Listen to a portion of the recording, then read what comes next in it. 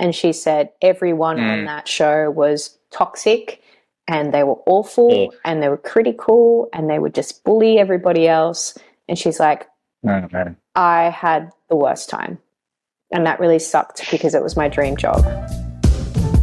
The dancer died twice, and tonight we're gonna chalk them out. It's the podcast that talks about what dancers shouldn't talk about. Connecting all dancers from aspiring to retire. We had those conversations, yeah, we're here to light the fire. The dancer dies twice, Hey everyone, welcome back to The Dancer Dies Twice. It's the podcast where you get to join in on conversations where artists get together and share their experiences from both on stage, behind the stage, and even topics surrounding after we depart the stage in retirement and anything else in between. Today's guest, I'm actually really excited to have her on board because I believe she's the first guest that has a Wikipedia.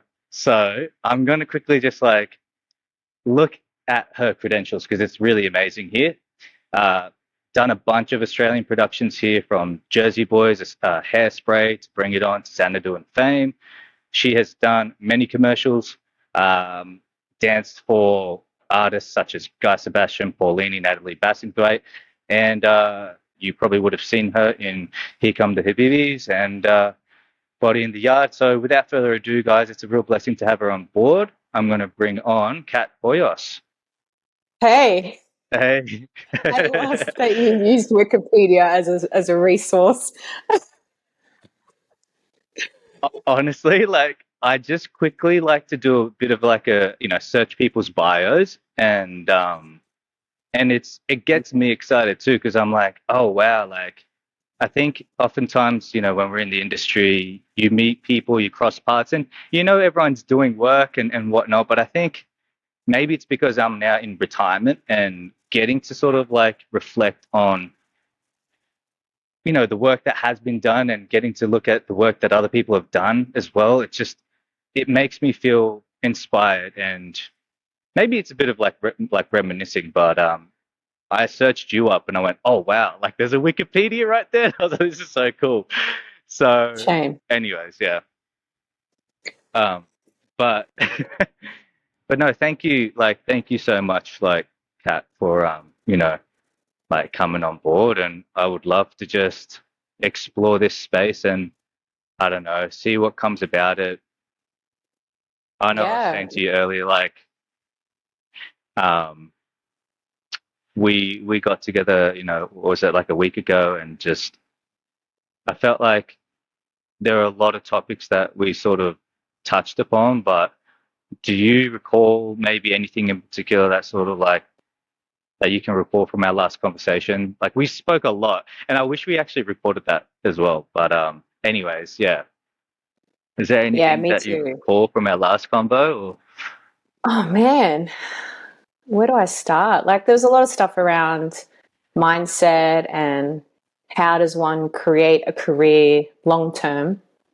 When you're young and going out there and just doing whatever you can, however you can, whatever it takes, and you kind of don't think about, well, what about the next 10 years? Especially as a dancer, you've got limitations in the way that you use your body, of course. And then beyond that, what do you do with your career from there? So there's that aspect. And there's obviously the business around being an artist and how that kind of falls by the wayside, and people like yourself and myself, and being okay, in order for me to make the career that I did, what did I do to make that work? And how did I do that? Exactly how did I do that?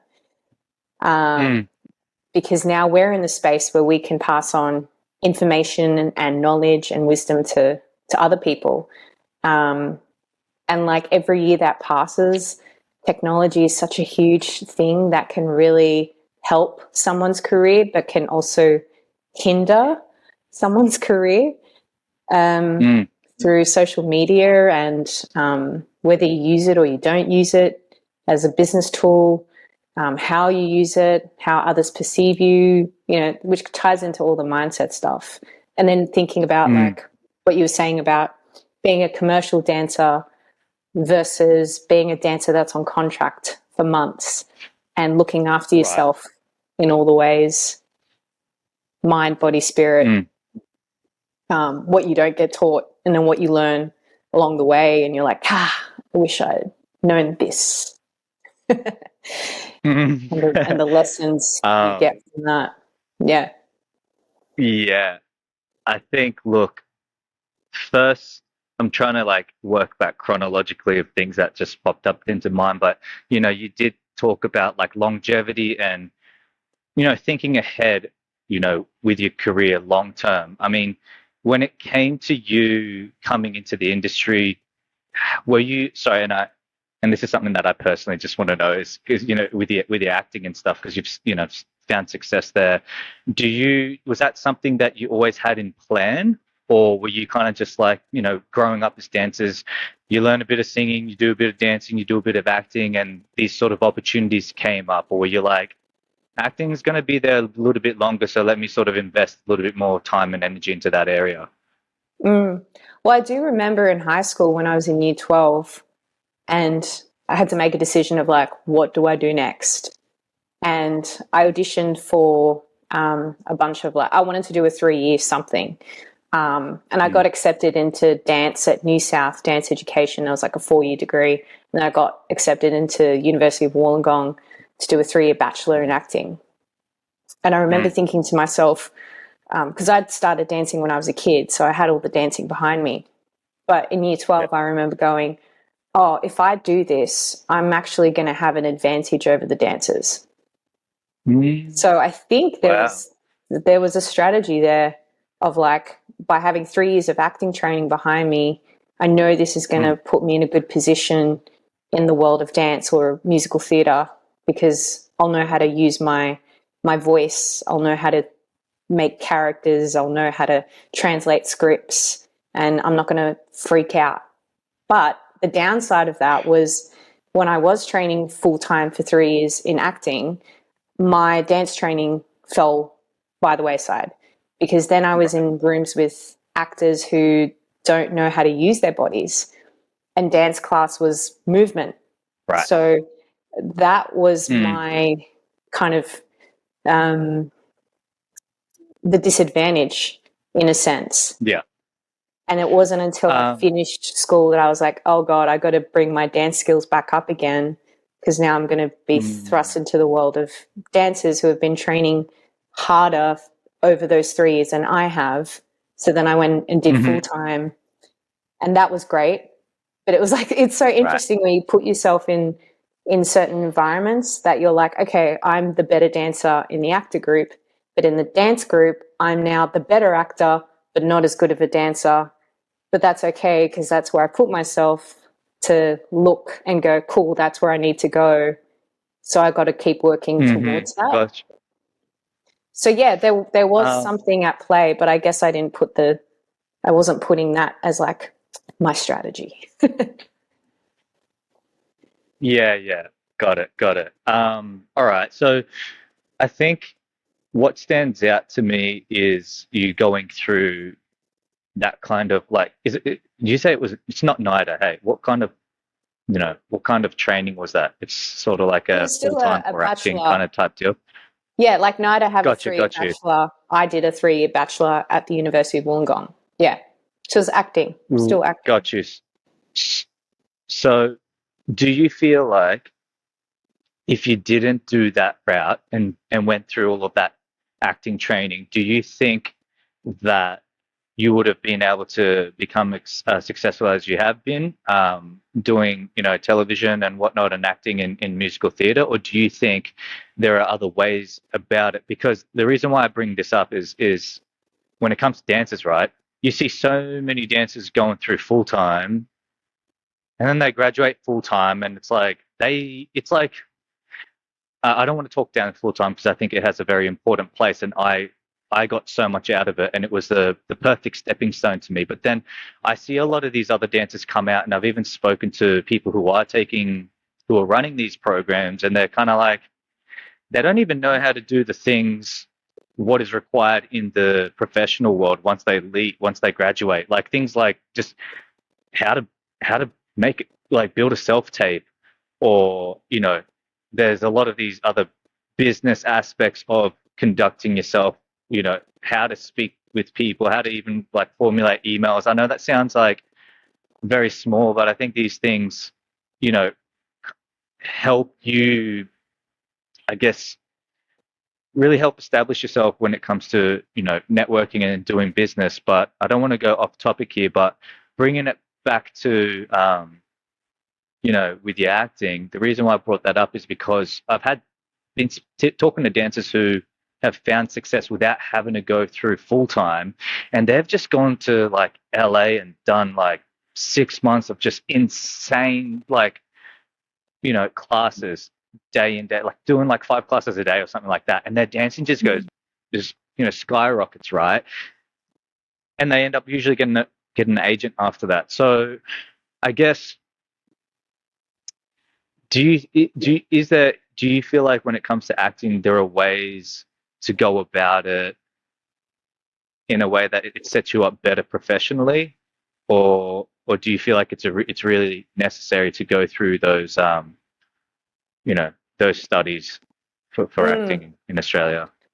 Yeah, there's different schools of thought about this, and I think it applies equally in the dance world as it does with the acting world, because there are very green people who step into productions and they're leads or support leads in TV shows and films, and they've not had any acting training. There was just something, a quality about them that has booked them the job. So yeah, that can definitely happen.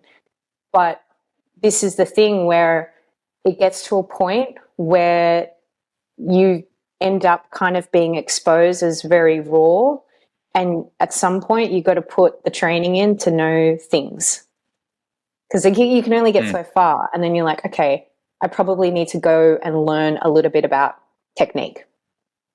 And it depends on the production, right? Like if they know that you're green, they'll probably give you some support, but then at other places they'll just assume that and then you're going to feel like, I'm out of my depth. And I've seen that happen before. I've seen the trained actor and I've seen the untrained actor in spaces and how they deal with the things that are thrown upon them. And it's like, as a dancer, you would be in the same position of like when they speak dancer speak or jargon, or they just assume you know how to work the camera when you're working on a TV show. Like there's all these things that you just go, I don't know I don't know what to do or how to do this, but I feel stupid asking. But at the same time, not all schools will teach you everything you need to know about the craft. Like even after 3 years of acting, there's stuff that they did not teach me that I went out there and I was like, oh, they didn't mention this, or what I learned at school, completely useless. Now I have to learn this thing somewhere else, or I learn it on the job. So it's a little bit of like, I can say yes, and I can also say no to your question. Do you notice? Because I think when we look at the dances that come about, and I don't know if this is like right now, but I felt like there was a period of time, a little while ago where it just seemed as though that maybe times are changing today, but it felt like a lot of dancers became very competition focused. It was like there were the artistry side of things was a little bit missing, and I'm kind of like sort of speaking a little bit in the tangent here, but when you said about people kind of getting through with no training, I feel like there's that element of like raw talent, right?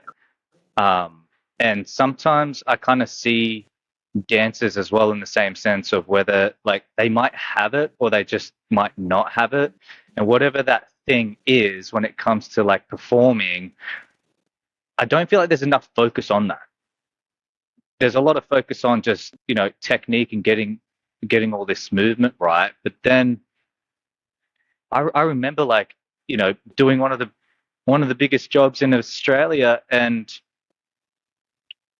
just none of that mattered. I was like, Mm. wait, what? I was like, I was trying so hard to get like a triple pirouette or whatever it is, and I'm like, why? Why? Or even my leg trying to like really work on flexibility. And I'm not saying that these things aren't important. Like, yes, like it is good to have that foundation and technique. But I remember this is way back. There was a lot of focus in different areas that I went, oh, okay, like it didn't really matter. So, Mm. um, I think that's a I, that's a good thing about a full-time course is that you do get to try all these things that you may not have put into your trajectory. Um, and then mm, sometimes those things end up being gifts. And you go, wow, I really enjoy that. I didn't think I would. I'd love to explore more of this. Whereas, like, mm, perhaps the other option is you go and create your own schedule and you just focus really hard on the thing you're good at and just do the classes that you're really good at. And that's all you do. Like, at least mm, full time gives you an opportunity to just branch out a little bit and explore, even if those things aren't quite right for you. But at least you know what mm-hmm, the feeling is. And maybe in an audition, you get thrown a technical combination that you at least go, ah, I know what you mean by pirouette. I'm not great at it, mm, but I know what you mean. So mm-hmm. that's that I can say is an advantage of doing a course, a full-time course. But at the same time, it's like you're kind of limited because you stop doing it if you hate it or if it's not for you. Mm, mm-hmm. Yeah.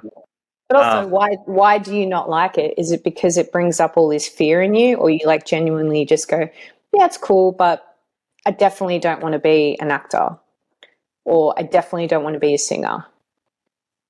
However, versatility does help you.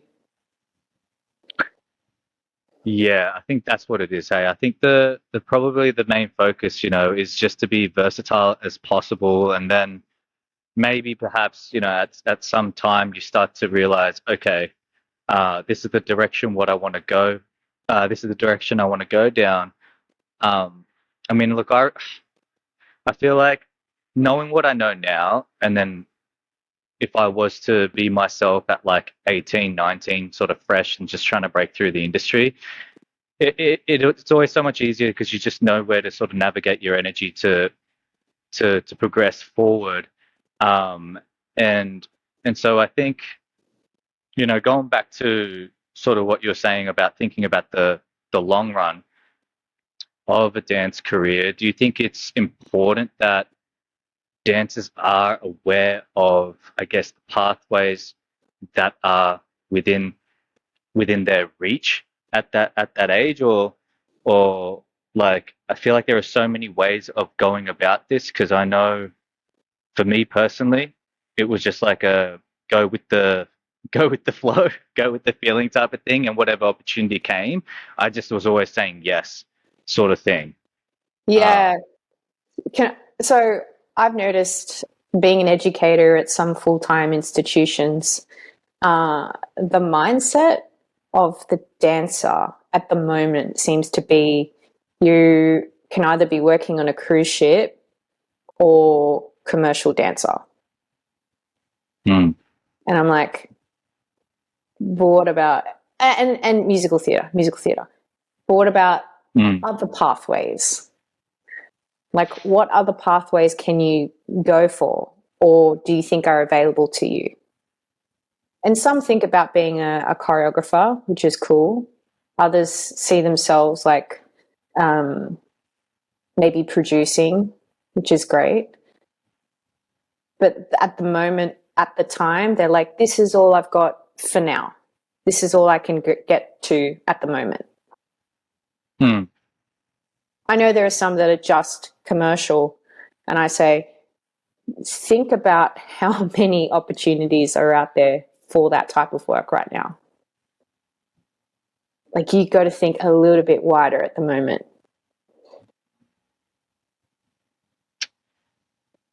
What do you think? Did you have the same mentality? Honestly, I no, I didn't know. I was oblivious. I had no idea. Like, like my whole thing was really different. I never thought I'd be a dancer. It just kind of happened. And I know why and how it happened because I'm a boy, and I just sort of had a little bit of that, you know, like dancing came a bit natural to me. And I think, I was talking to this one of these like kind of sort of students, but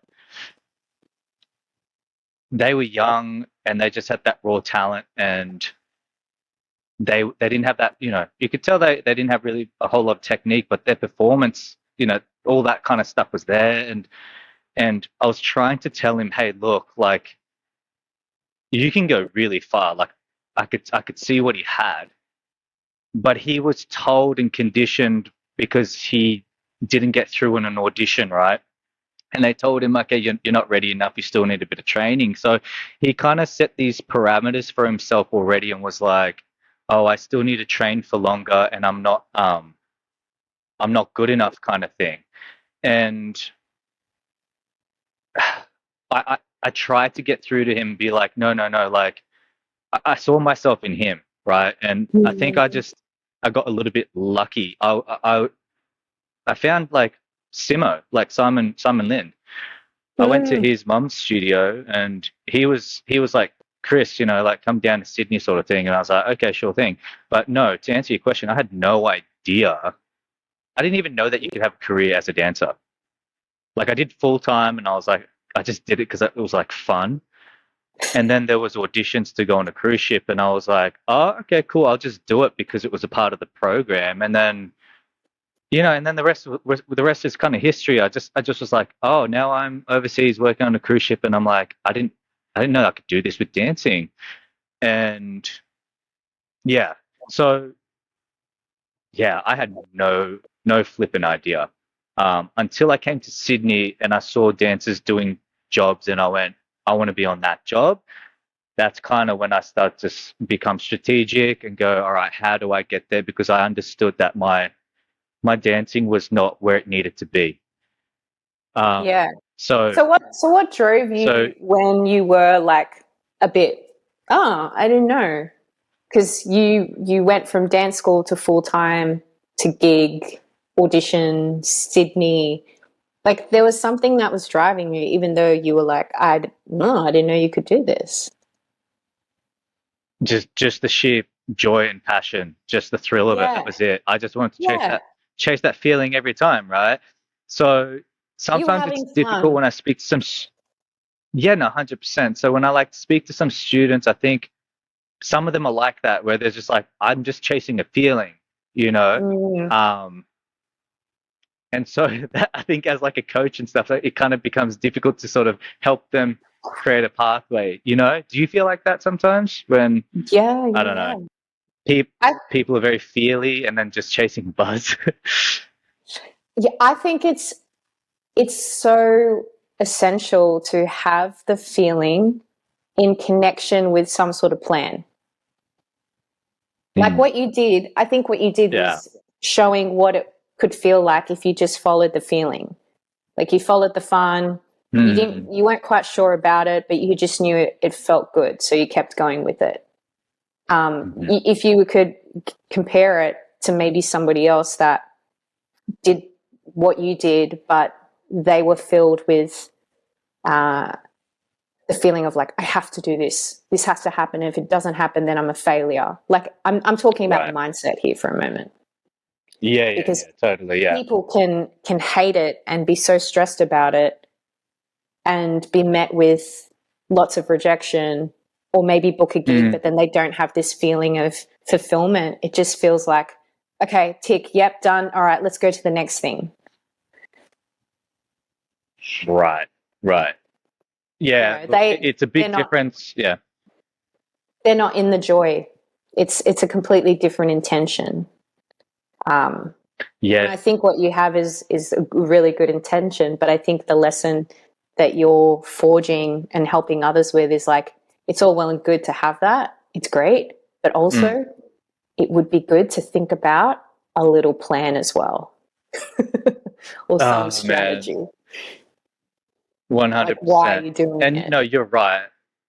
Yeah, you're right. It's like until like there's one point where you're kind of oblivious, and I think that's maybe around full time. But it's after you graduate full time and you kind of sort of step into the world a little bit. That's when you start realizing, okay, what do I do next? So I do. You got to have some kind of plan.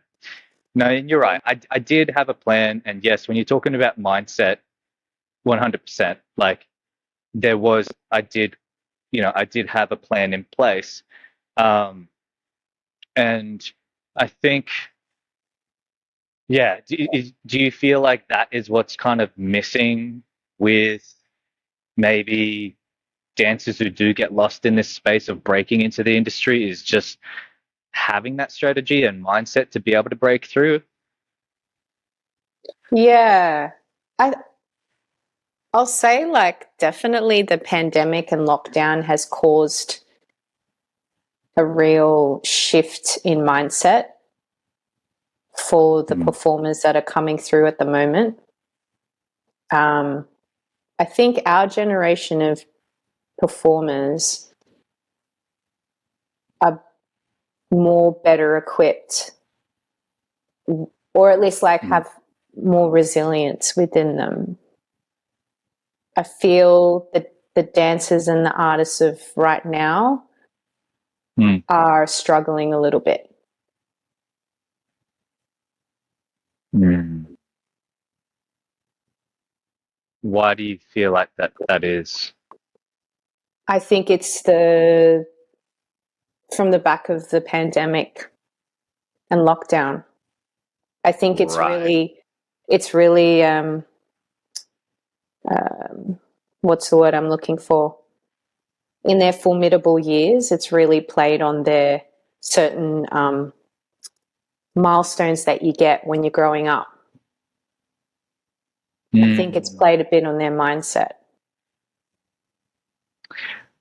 Uh, Man, I It's a hate tough bringing it one. up, but like it's changed. I think it changed a lot, and I mean, I couldn't imagine what it would have been like if you were just like dancers just coming out and you sort of breaking into the scene, and then all of a sudden everything is just like locked down and shut down for a while. I mean, if I were that age, I'd probably start thinking, how can I make a buck out of doing things online, right? With my dancing. And I don't know, maybe,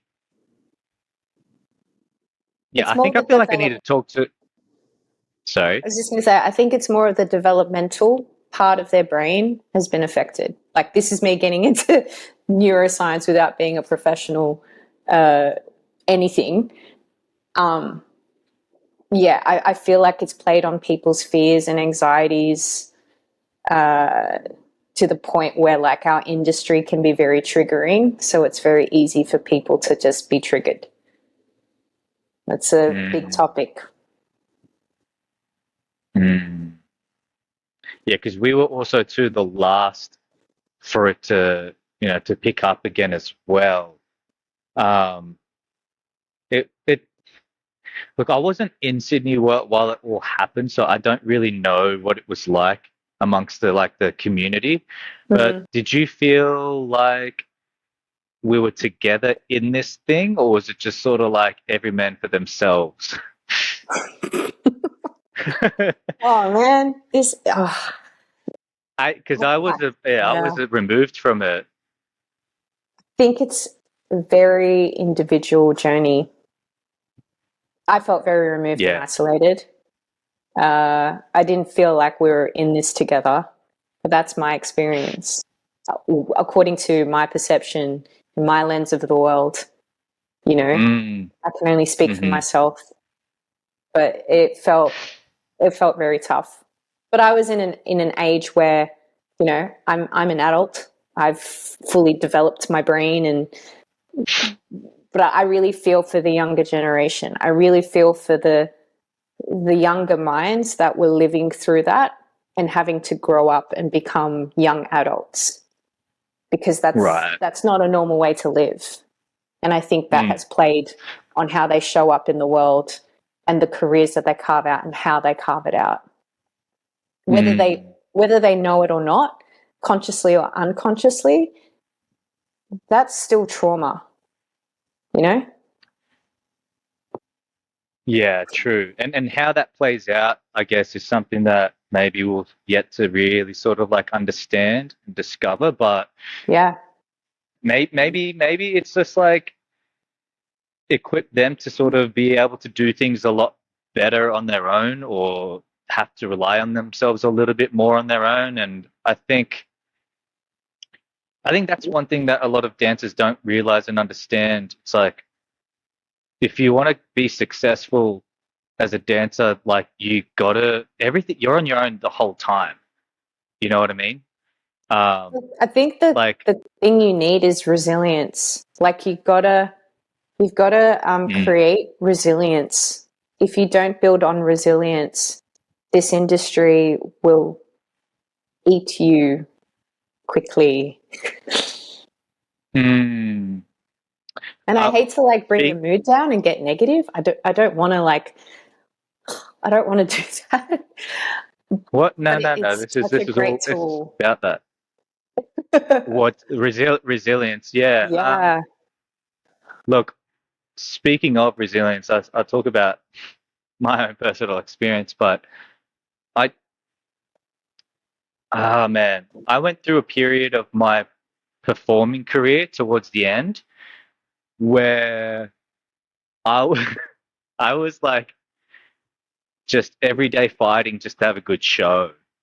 And I found like I was being resilient in doing that, but like I think I think resilience is important to like constantly just persevere and push through no matter what.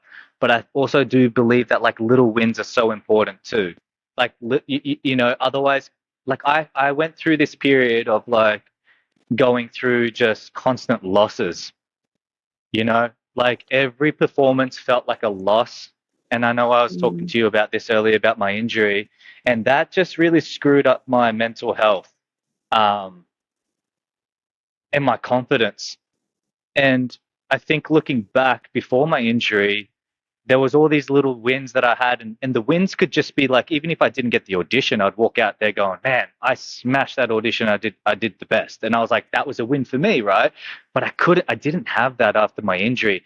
And so Mm. I kind of oftentimes think like with other dancers who are going through, moments of just like not finding any kind of like small wins, um, how that might like play up on their mental health, and their confidence too. And anyways, and that's kind of like going back to a little bit of my mindset of what got me through, like, things, whether I didn't land a job or not, was just like I always base it upon my performance of how I felt like I did, you know. Um, did you feel like did you have a similar thing as well with your like progression, and then to not dictate what other people say? I never listened to what other people said ever. Like even if I, I feel like you need to have a bit of that ego of like, whatever. Like I smashed it, I killed it. It was probably because whatever reason. I don't know. Mm. I that's how I got that's how I got through. Anyways, sometimes the Yeah. ones that were difficult. Like my dance career was met with hardship very early on. Like I got my first dislocation when I was 14 at dance class and had an operation, Right. and then did it again at 19, had another operation, and then at 25 Right. popped it out again. Same knee. Oh. But I was like, no, I'm not doing an operation again. But like Hmm. I was told at 14 to not dance again. I was told at 19, if Wow. you do this again, you're going to have a full reconstruction. Don't dance. Mm. Like I was told from that young to stop doing the thing that I love doing. Right. And there's a sense of obviously naivety and if you call it ego to just be like, no, I'm not doing that. I'm going to keep dancing. You're telling me to not do the thing that makes me happy, the one thing that makes me Mm. happy in my life right now, you know? So you do get met with that along the way where people challenge you to stop doing dance or to stop making certain career choices because they're putting their own stuff into it, their own perspective and their own fears into it. And there is a sense of ego where you go, no, I'm not going to listen to you. I'm going to do what feels right for me. But to get to what you were saying, Chris, with like when you were in your contract and having to do that for yourself day in, day out, it does get tiring because that is such a mental journey. And you're having to prove to yourself on a contract, not get time off. You're at 100% every show. That's hard. At least through my journey, I had pockets of being able to, well, I wasn't working on stages professionally yet, but I had this like inner battle in my head all the time of like doing things on my left leg because it was weaker and not as strong. You know, I was always challenged looking at the mirror when I had to do things on my left. When I had to do jumps from the corner on my left, I'd be like, you know, shaking. And it would never be as good as the right side. So that was really tough. And then I went and did full time just to just to give myself another challenge. But I think those were ways for me to build on the resilience. Where it got really, really tough was in your position of being on contract 8 shows a week, 9 shows a week, whatever many shows a week. We didn't have time off. Where you were on, where people paid dollars to see you. That's a different game altogether because you're employed. You know, there's so much more that you're competing with. So I can understand why you felt the way you did. And, you know, and there's also too, it's just like in the end of the day, it's a job as well, right? And you got to do your job well. And, you know, it's just, it is difficult. It's difficult when you can't do the thing that you've been doing your whole life the way that you can do it anymore. And I don't know necessarily if all dancers go through that. Well, injury is a doozy. I think all dancers at some point will hit the injury card. And I think a lot of dancers don't necessarily like talking about it either. I think there's a lot of pride around it. It's like, you know, because I'm now 35, but I'm like, it's different from like, you know, I might tell my dad like, okay, like, or whatever, like I might not be able to get on stage and do how I used to do things, but that doesn't mean I can't go to the gym and just smash out a massive workout and just constantly like, you know, still stay physical and active. It's a different level of way that you use your body. You know what I mean?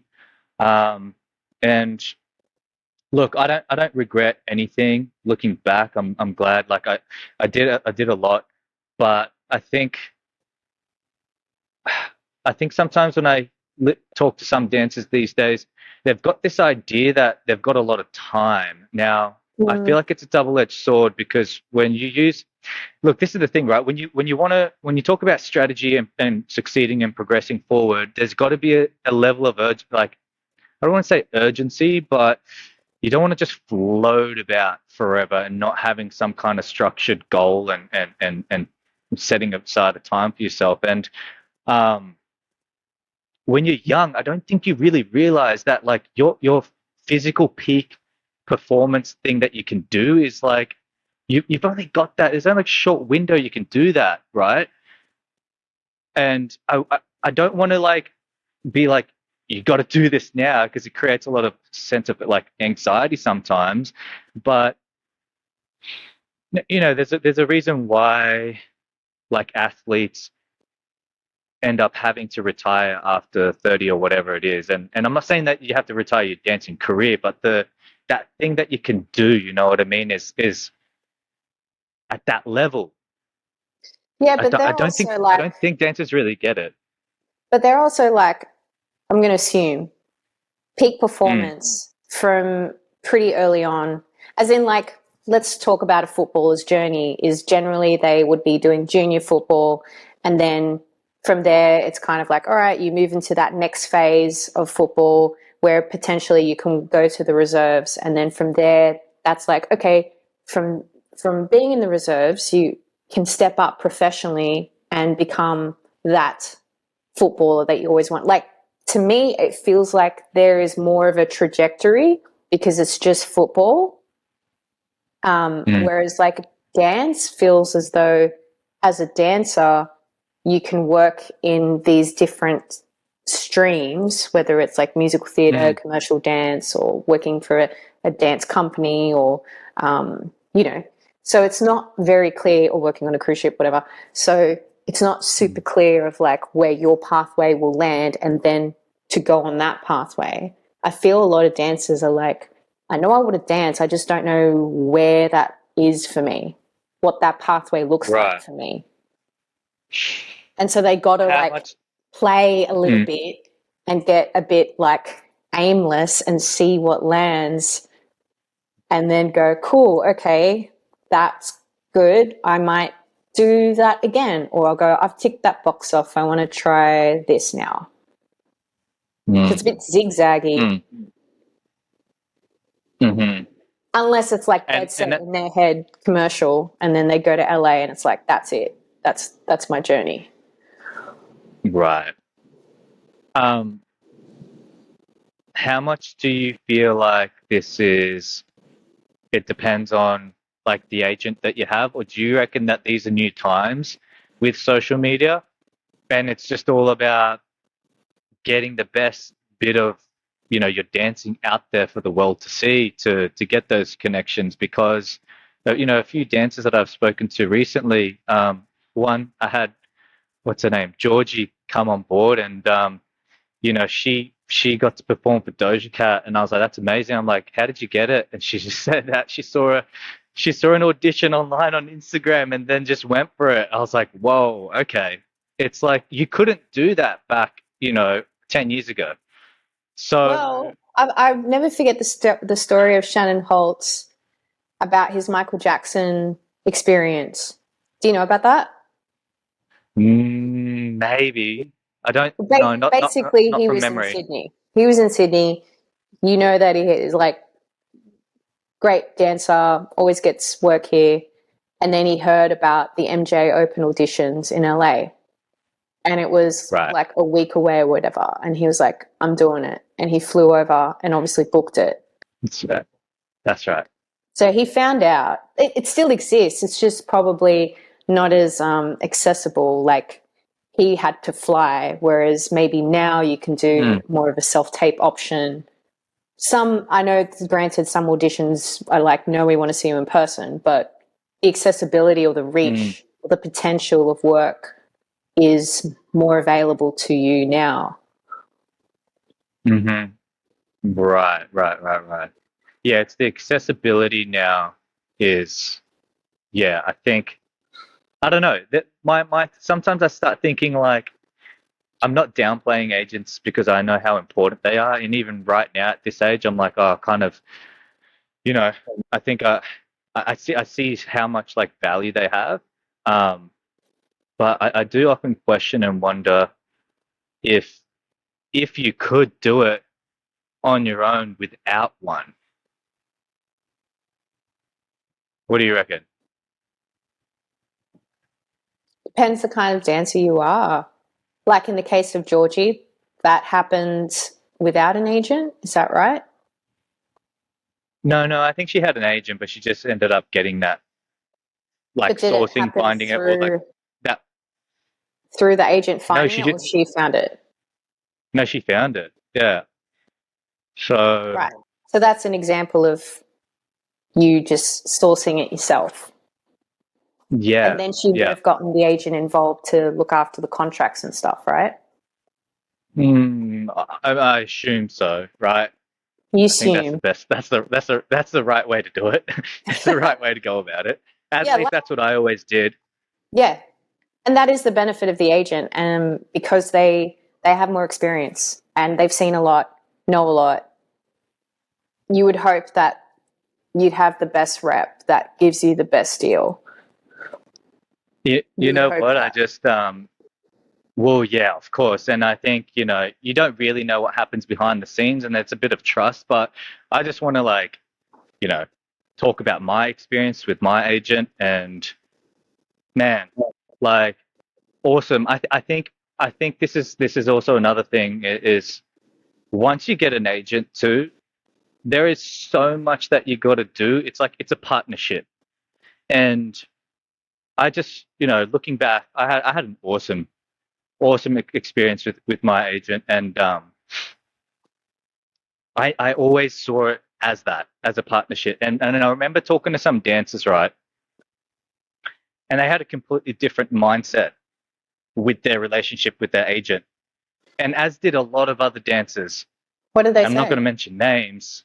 Well, this is the thing, and like I understand now where they were coming from. At the time, I didn't, because that's never how my relationship with my agent was. Um, was that, oh, like, your agent works for you, like, you're doing the work and they get the cut and all that kind of stuff. Like, they work for you. A lot of people see their relationship like that with their agent. I never saw it like that. I always saw it as a partnership, and I always saw, and I was grateful for whatever it is that they did. Um, and I would put in the work with them. I never ever came from a place of like, they're doing this for me, and ever like that. I think, I'm not saying that's like the right or wrong way. I just know that there's definitely a difference in approaching that relationship. And I think, man, I owe a lot to my relationship with my agent, because they had my back so many times. Um, and that set me up for, for more work when I thought I was retired. I thought I was retired many times. And they're like, no, Chris, just, we're just going to let everyone know you're just chilling right now. Like, you're having a bit of a break. We'll just say you're overseas or whatever it is. But like, yeah, Well, looking they back, I'm like, obviously oh, see the I'm value. grateful for that. Yeah. And I think they understand a lot more in that longer picture and that long game thing. But yeah, no, I don't know. Like, that's, for me personally, that's always what's worked well, is, you know, that there was no, like, I never put myself above them or try to put them above me. Maybe at times I put them above me a lot more, but like, I don't know. That was always Mm. my approach, and I developed a really good relationship, and like, I knew if I worked with them and I showed them that I was working with them, um, that it was going to be better than, as opposed to me sitting back going, well, let me see what my agent can do and what kind of work they can get for me. Like, Is that what you does that think make that sense? mindset is when people One, say you're yeah, working, they're working for you? 100%. And they're kind of just like, okay, cool. Like, I'm top gun now, and okay, let's see what you can do for me, sort of thing. I never ever came Right. across with that type Yeah. of mindset with my relationship. It was always more like, what can I do? Like, tell me, like, I'm here right now. Use me. Like, what's out there? I'll go and do it right now. And it could have just Mm. been like them saying, you should go take this class or that class. I'm like, all right, let's do it. You know what I mean? Mm. Just showing that willingness and eagerness to just rock up and do what it is that is out there, or possibly out there. So, um, Mm.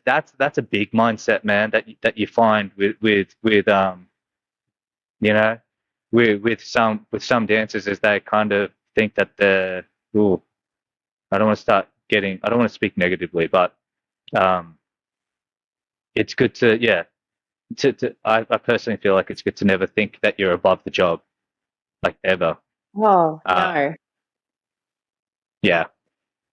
Yeah, it's interesting what you have said. Like, I'm just thinking about the young artists at the moment that are coming out of full time, and I'm trying to distill the knowledge and the information around agents, especially because it's like everyone's so hyped up about getting an agent at the end of the year, and if they don't get an agent, then who are they? They're terrible, you know. And I just say to them, like, don't stress, because there are actually a lot of ways in which you can create work now. Being a freelance artist, casting directors put a lot of their notices up via their own socials. There's lots of platforms where there are opportunities for you to go and source the work. So it's not like you're not going to have accessibility to auditions. Like if your game is, I want to be auditioning next year after I finish full time, then hell yeah, you've got heaps of opportunities out there to just audition. It just depends on the type of audition that you want. And some auditions, or some jobs, don't even work via audition. It's all word of mouth anyways. So if anything, go and create your relationships, go and network, go and collaborate, go and create your vibe, your energy. What is your art? Celebrate that. Get the people that you've been working with the past few years, go and work with them. You know your people, you know how they work. And I can see people out there over the last few years that I've trained, some people are off creating their own stuff, their own content. And I'm like, good for you. Like, you're creating a name for yourself being this type of artist without an agent. So, if you did want an agent now, say 3 years after you finish full time, you can be you've put yourself in a really good position to potentially get a better agent than you would have 3 years ago, because you've gone and understood your brand. You've done some digging. You've done some soul searching. You've gone creating. And that's such a good thing for agents to know when they do meet with you, to go, what do you want? Who are you as an artist? How can we help you? How can you help us? And that's where that partnership thing comes into play, because by then you'll go, okay, I know what I'm about, and these are the things I really love, and these are the things I don't want you to put me up for.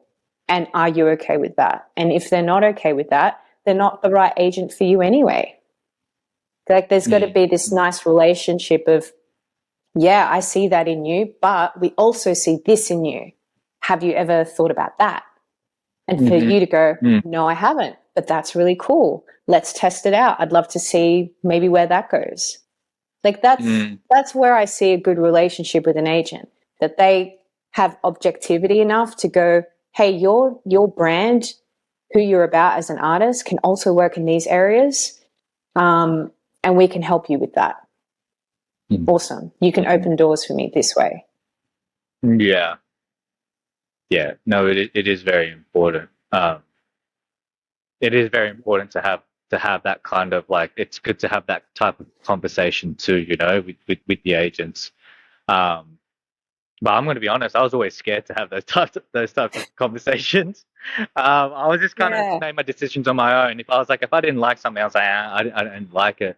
But yeah, so it's good that you said that, though, because it does feel that way after full time if you don't get one, that it's kind of like the end of the world. But it's good knowing that there are ways to just still rock up, get to auditions, and break in, essentially, right?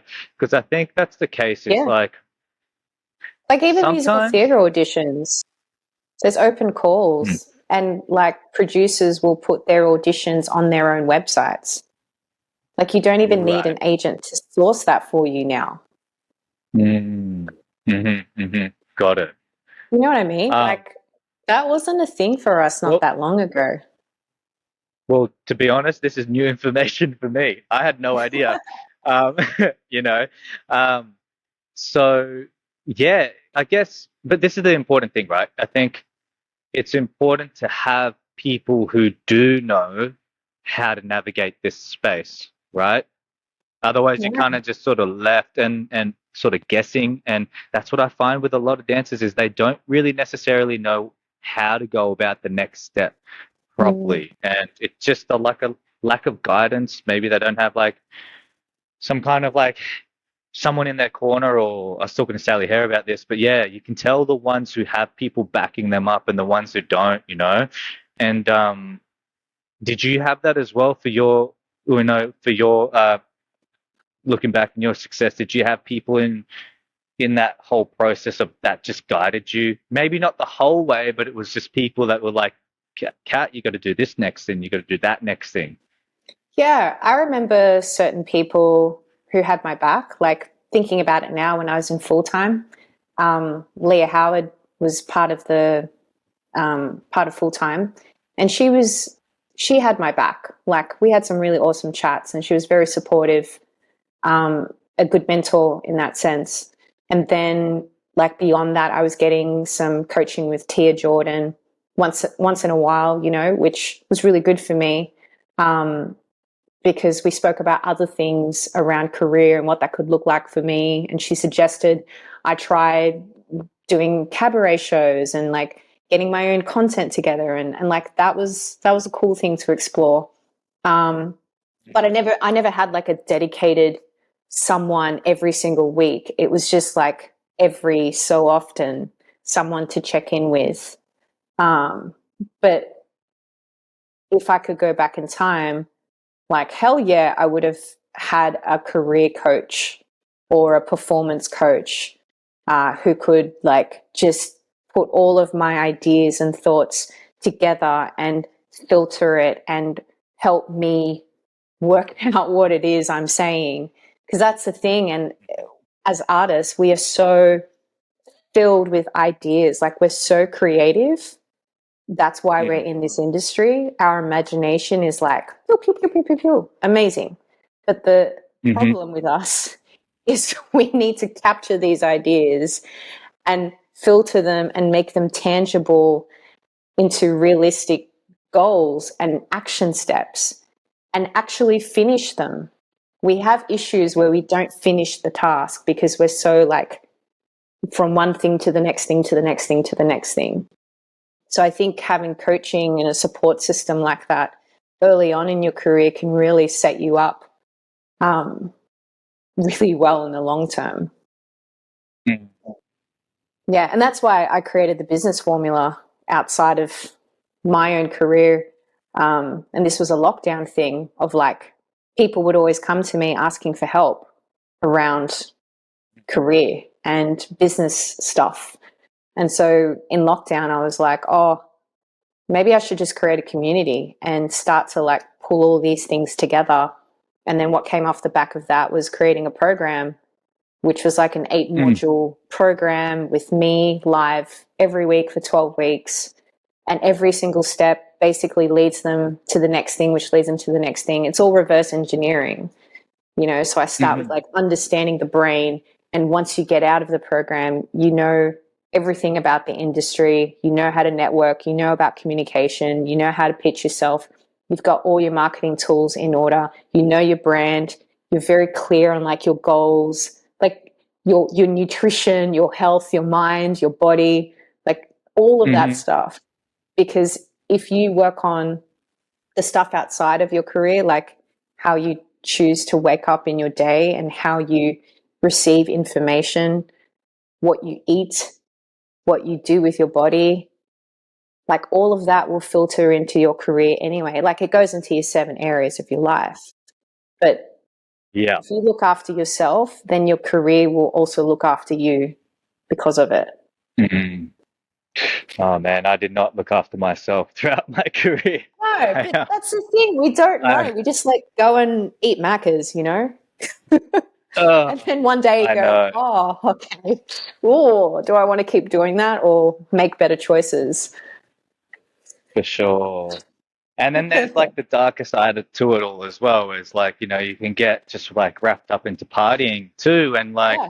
and that's where I feel like you gotta like really have your head screwed on. Because, you know, it becomes a slippery slope Yep. when you start to network via partying. Yeah.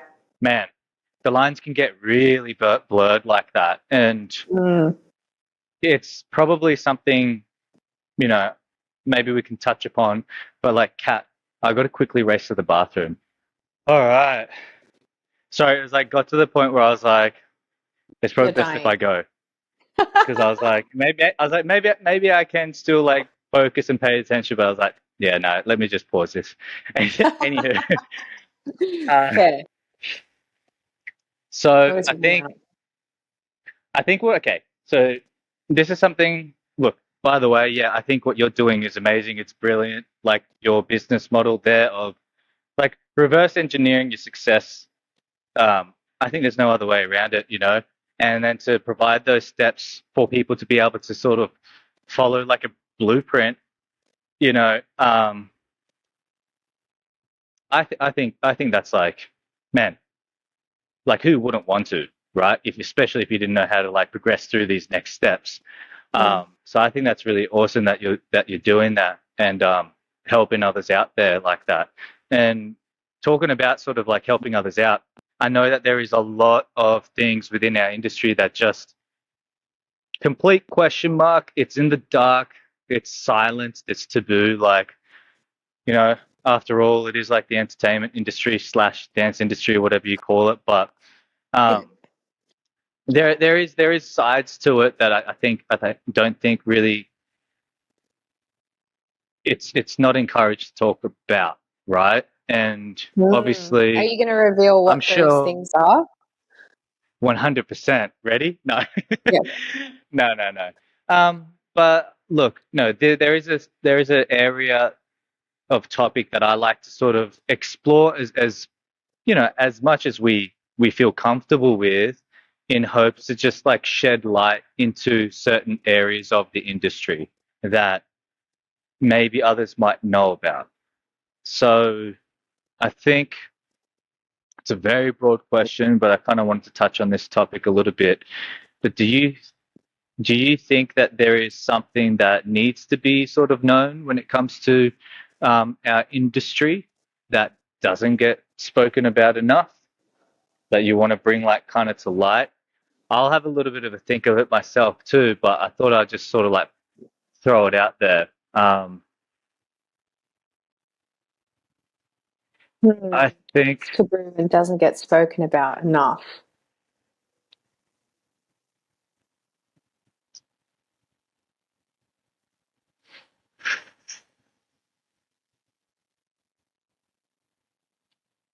yeah. So to just like throw out a question there like that.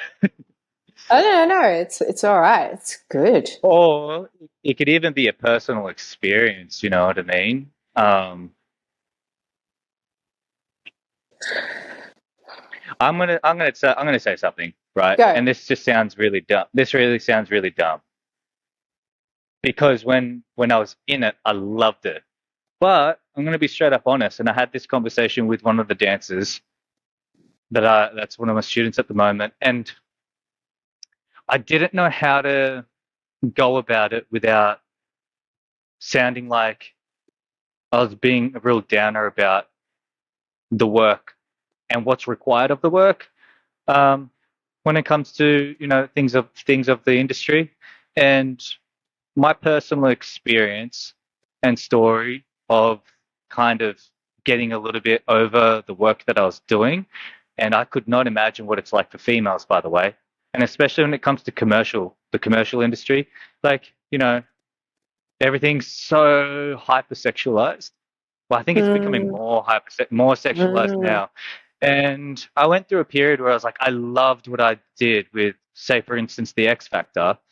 And I just loved that energy, live entertainment. I loved the dancing. I loved everything about it. But then, you know, just even as a male, at the start, I was like, okay, great. Like, I love to just, you know, now I'm, you know, getting to be, you know, shirtless here, there, and just kind of like whatever. It was all part of the performance. And then I think as I got a little bit older, I got a little bit tired of it, and I was like, oh, I kind of started to realize, you know, there is a bit of that side of being just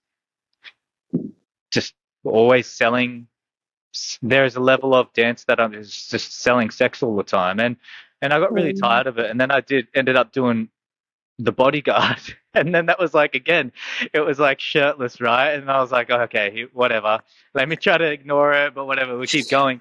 And then after that, I was like, I'm completely done, I want to do other types of work. And then Magic Mike came around, and by that time I was like, it even went even like into a whole nother realm. And so I felt like there was a part of me that was just like used and not used and abused, but I totally understand.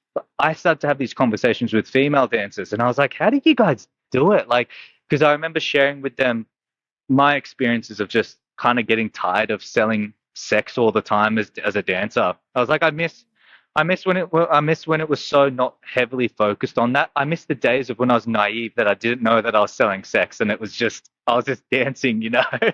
um, but I remember having conversations with female dancers, and they're like, yeah, like, what do you think we feel like? You know, every audition, every job, you're like in a G-string nowadays and always in heels and this and that. And I'm like, yeah, like, so maybe that's something that I want to bring up.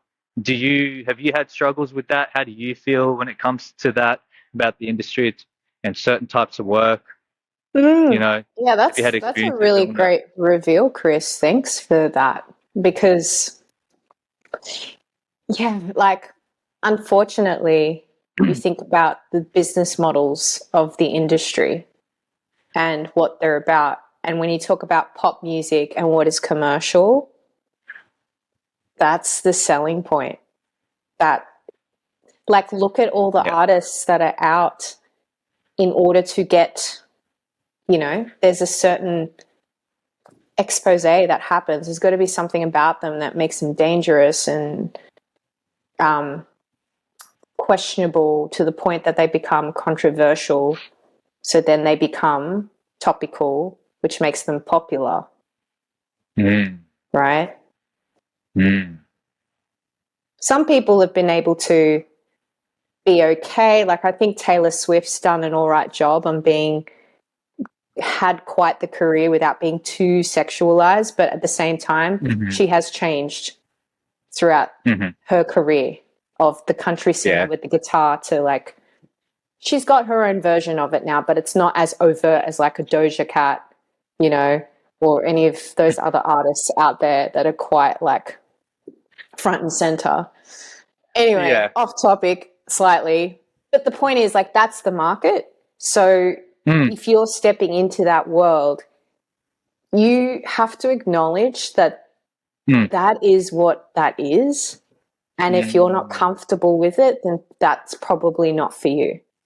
And like, I dabbled in it, and then I was like, this feels icky for me, because Uh, now that I know who I am as an artist, I love telling stories.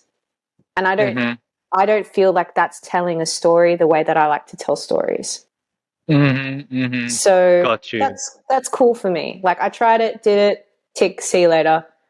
That's not, I would prefer to do other things where I can delve deep into story and break it open and do script analysis and get into subtext and get into behavior. And like, I love that. I love Mhm. delving deep into people and human behavior. And I always try to explore that artistically when I'm doing work creatively. And Mhm. some gigs just don't allow you to do that. So, Right, right. you pick and choose where you want to, like, build your art, right? And where you want to create. Some it's quite superficial, and others it's like, go deep. Mhm. Mhm. Mhm. I love that you described it like that, because yeah, you're right. It's a different story that you're telling, isn't it? When you do performances like that. Um, but so okay, and that's good. And you're like, you've sort of tested, try it, you don't really like it, and that's great. But I think, what about for those dancers who are just, you know, maybe they're just dancers. Maybe they don't do musical theater. Maybe they don't have any singing background and Yeah. Well, this is where acting I'd be background. And it's, speaking to them and going, like, what do you want to do? Like, if you had the chance, if someone said to you, hey, what do you want to do? What's your thing? hmm. would they know what that is? I think most of them do, right? What is their thing? I think these days a lot of them want to be backup dancers for artists. That's fine. Yeah. But you're saying they And think that's all they believe they can do? no, not necessarily, but it's like that's really their kind of like their ultimate goal, and I get that it is like a pinnacle for dancers, you know what I mean? And Yeah. I think I don't know. I think everybody has their journey and their place, and like you said, if it's a story that you like to tell, it's great. Um, but there was a big shift in me. I remember that. I remember I just kind of got drained and exhausted of just constantly, you know what I mean? Hmm. Giving that kind of energy off, and then I thought it was like left going, well, what other jobs are out there? What do I do? Kind of thing. Yeah. Um, and obviously everyone has their own kind of like journey with sort of figuring what that next thing is. But yeah, yeah, it is what it is, isn't it? Like that's just the commercial industry of just being, I guess, hypersexualized in that kind of way. Um, Yeah. Like you would know what you're stepping into if that's the mm, field you want to work in. Like I can say that yeah, working in other industries, like if you've gotten, this is a lame example, but if you've gotten a degree in accounting and you step into accounting and you do the accounting thing and you do it and you do it and you do it and you're like, this is cool, but there's got to be more to life than this, right? Like some people get that. Some people have this feeling of like, I feel like I should be doing more. There's got to be something mm, else. But then there are mm, other people that are like, this is the thing. I'm happy to do this thing. It gives me a paycheck. I'm cool with it. mm, yeah. Look, I just it is one thing that I wish it wasn't like that because Yeah, I man, when, agree. when, when I agree. going back to the hypersexualization, because this is something that is just I've just noticed in the last 10 years. It's just gone way, way, way more. Like, do you, we didn't used to do that 10 years back. Like now, everybody is like, and nothing wrong about it. I mean, depending on how you feel about it, but you know, we we weren't like people weren't dancing the way that we are today, enticing and being so hypersexual in front of the camera for the world to see like 10 years ago. You know what I mean? Like Yeah, the music, because I mean, dance is always an extension.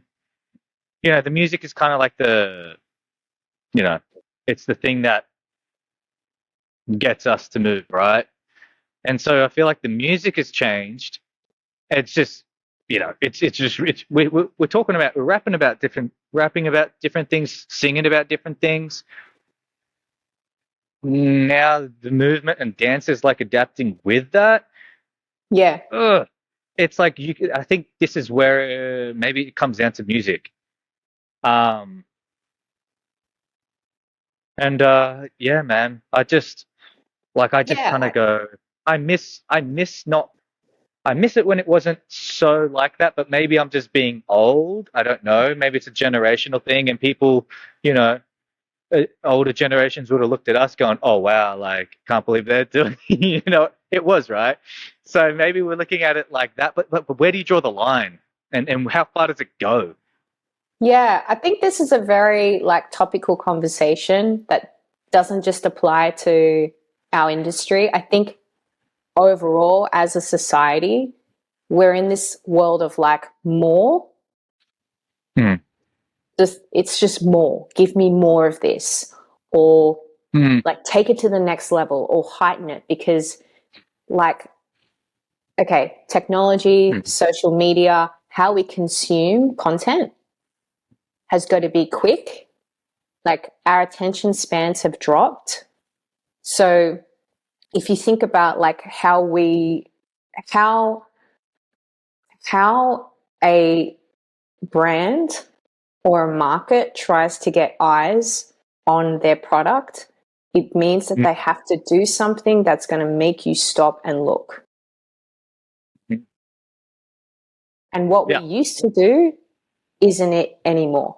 It's got to be that plus more. And it will keep evolving, and it will keep getting like more and more and more and more. Like, think about TikTok. It's just this overconsumption of content. So how does one grab your attention?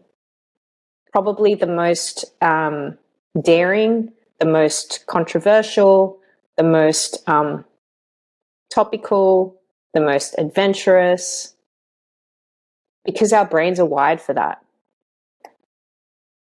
Like, why do you think? Why do you think? Why do you think everyone's trying to do more of something? Like, do you watch content and you're just like, why are you doing this? Yeah, I know. It's why are you just trying to do this dare and prove that you're jumping off a cliff, and we want to see if you can jump off a cliff and not die? it's money, right? Or money and fame. Money and fame. Clicks, likes, all that kind of ultimately equates to, Money, you know what I yeah. mean? And look, I don't, this is the thing. It's like, I don't blame them for, I used to like, I used to judge and laugh at people who are doing things out in public, but I'm like, that person, that's a job now, right?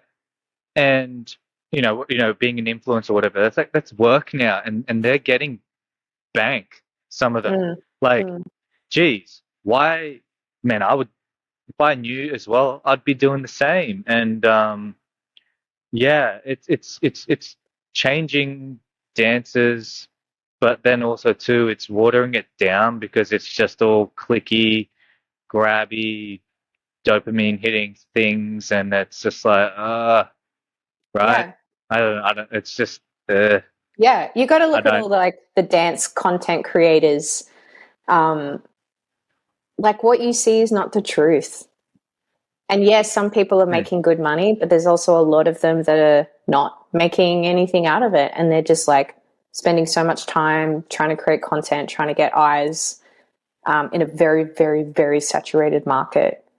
I actually watched a documentary. I've forgotten the name of it, but it was like based on these dance influencers, content creators that were US based, and it was like very much a hub where they were working under certain dance agencies, I think, and they would literally be hired to just go and create dance content all the time, and then someone on the back end would be editing their content, and they'd just be like mass producing the content. And it creates this false delusion to young aspiring dancers that, oh, I can do that too, right? But like, they don't even know that behind the scenes they have been employed to do this under an agency that has all of the tools and resources to make that happen. But they give this delusion of like, you can do it. Yeah, totally. And then it becomes a little bit of distorted reality there. And now dancers have got this idea that they can get there by doing this and this and that. And They're like selling themselves. yeah. Yeah. Oh, I know. Which comes down to that sexualization and everything that you were saying. I did on some level. Sell myself like that, and I didn't know, but I tried some things, and I went, yeah, no, I don't like that. There were some things that I tried, and I went, nope. And then, it just, you got to pick and choose your battles, hey. Yeah, and I think how too. much it's. Yeah, what were you saying? Like you said, selling, like you said, selling yourself. I'm kind of going into a different conversation when it comes to like commercial dancing, but I think a lot of artists, dancers who are artists who don't go down the commercial route often do just see all commercial dancers as sellouts.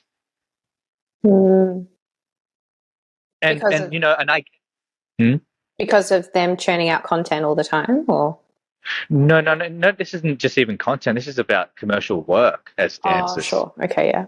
versus like dancers who are like creating things, and they might not be doing those types of jobs, but there's always been that little bit of like a separation when it Mm. comes to, I don't know, dancer to dancer. I always admire and admire people who never really became so commercialized, and they're so deeply ingrained in their craft and their artwork and making that great and better. And I think when you, at some certain point, when you, like you said, Kat, when you said, when I went to go to do more of my acting, my dancing kind of like, was sort of being left behind. I feel like when you now start to work as a dancer and you finally have been perfecting your craft for so many years to the point now you're getting hired because people are recognizing that. And then you start making a career out of it or whatever, and you start working a lot, it kind of sucks you, just just just takes that all out of you, and you, that element of the art form becomes a little bit missing, and I have definitely found myself empty on stage. Yeah. I Yeah, don't I know, hear have you. you? Yeah, I've been in that situation too. Yeah, empty on stage. Um, I can't describe a particular moment, but I think it's a culmination of like the expectation. You put the gig up here, and then you go do the gig, and then the expectation hasn't been met, so you don't feel Mm, this sense of fulfillment or achievement. You're just like, oh, that's what it is. Oh, okay. I worked so hard for this moment. It's like grad. It's like people going, grad, they just put it up here. I'm like, it's just one day. It's just one day. And then your life will be back to normal tomorrow, the day after, you know? mhm. It's just like we put things up here on this pedestal when we need to. I think maybe that's a bit of a taboo thing of like, don't put the job on a pedestal because it literally is a job. But we kind of get conditioned to think otherwise. Like, you got to make it, you got to get this thing. And I have to say that the thing with the dance industry too, which didn't match my expectation, I suppose. Oh, was it expectation? No, it was the meeting of the.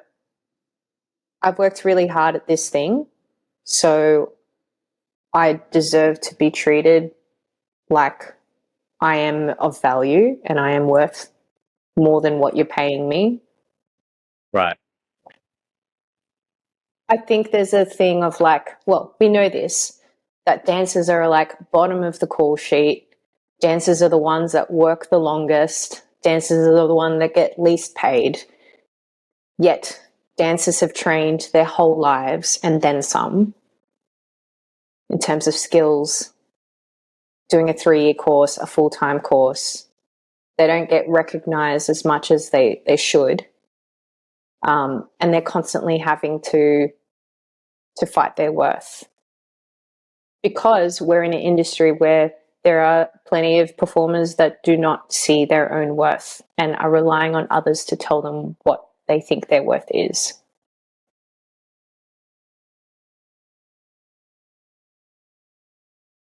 Like, that's a Yeah. conversation I have to have with dancers in the industry coming up of like, don't pick the job that on a page it looks like it's a lot of money, but the consequence of that is that it's going to be online in perpetuity forever, which puts you out of work with um, any other client that is in line with that brand. Do you know what I mean? Like for TVCs, for Right. example. Right, gotcha. Because now you've signed something, and now your face is out there for this, and if the pay is really bad, Like is that what you're saying? You can't on say. paper it looks great for a day's worth of work, Right. but they've bought you out forever. Oh, I So, see. I like, see. if you book, let's say, a KFC ad, right, and you're a dancer, featured, you have a moment, and they're like, okay, we're paying you $3,000. You're like, awesome. 10-hour shoot, and that's how much I get paid.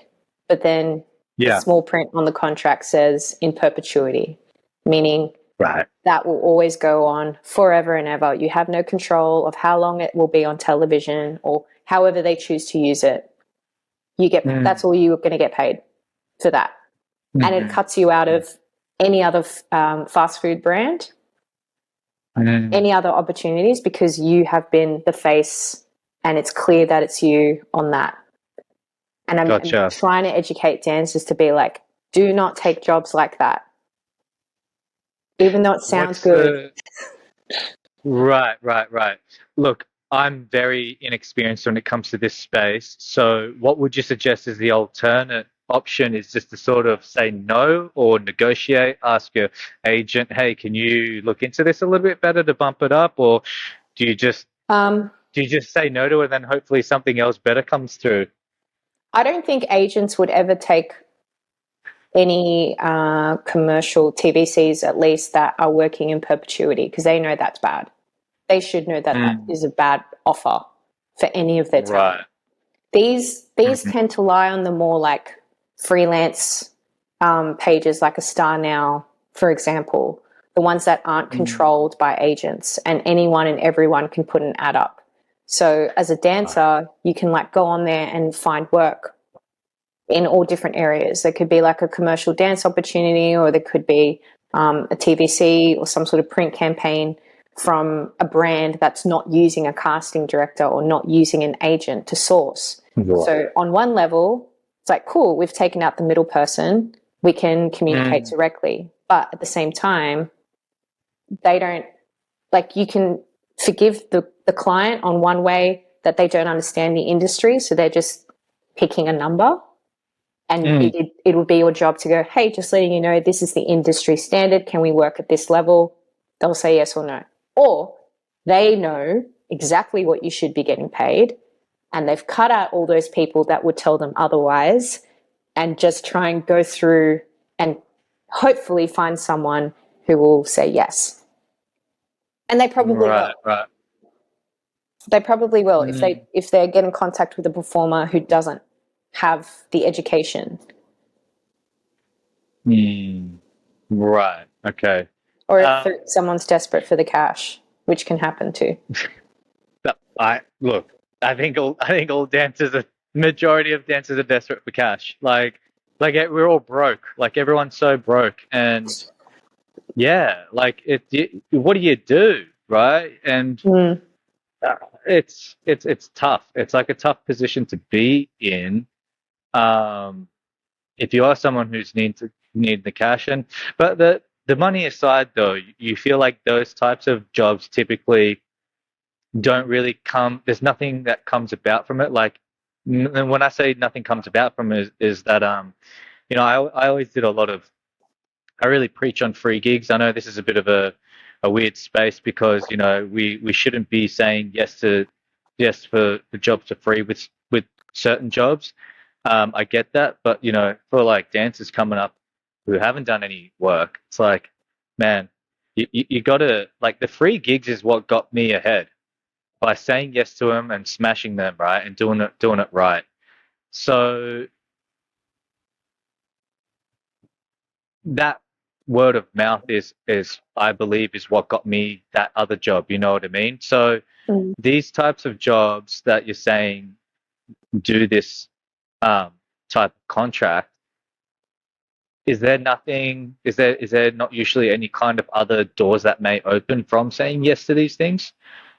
That's a hard one to answer because you don't know the truth of the situation. But what I can say is, I have myself taken on free jobs in my career.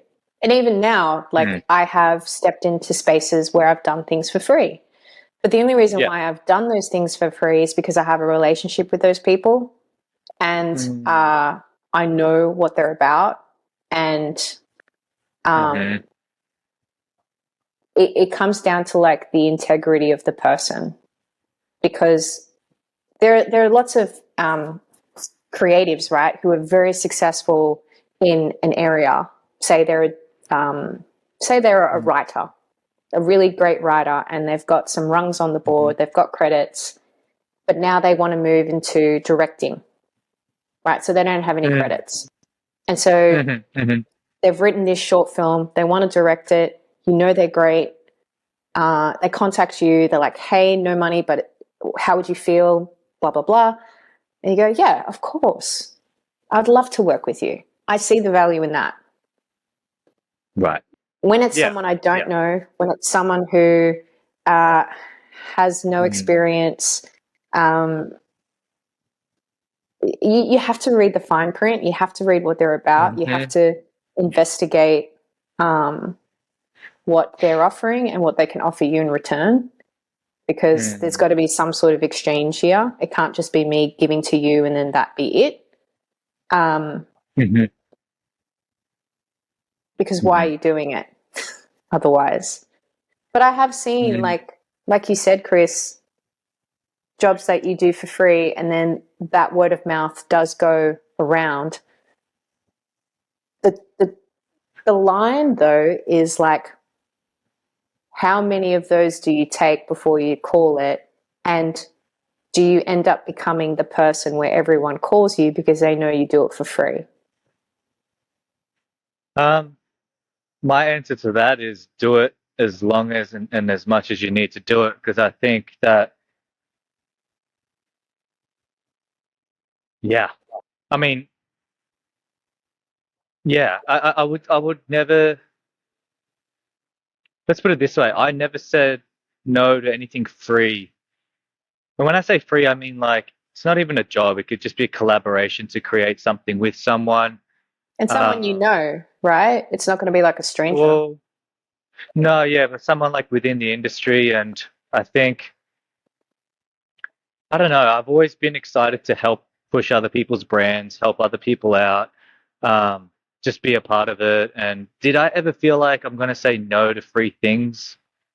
I don't really recall ever. I don't know. I don't ever think. Let me try and think back. I called it on student films. Like when I was starting out in my career, I did a number of student films for free. Right. Because for me, that was an opportunity to just get in front of the camera and to work on my craft, potentially get some footage. And that's kind of like the agreement. You do these things so that you can get footage and so that you can put it on your showreel.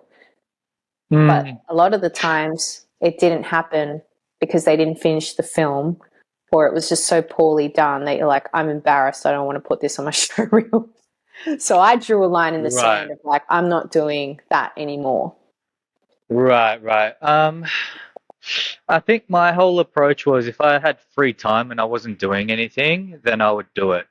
Like if I genuinely, there was something else going on that was taking up my time, then I would say no. But if you know what I mean? So like, I think momentum is huge. And I think a lot of people, when you're like that, a lot of people don't understand like how important momentum is until you either get it or you don't have it, kind of thing, right?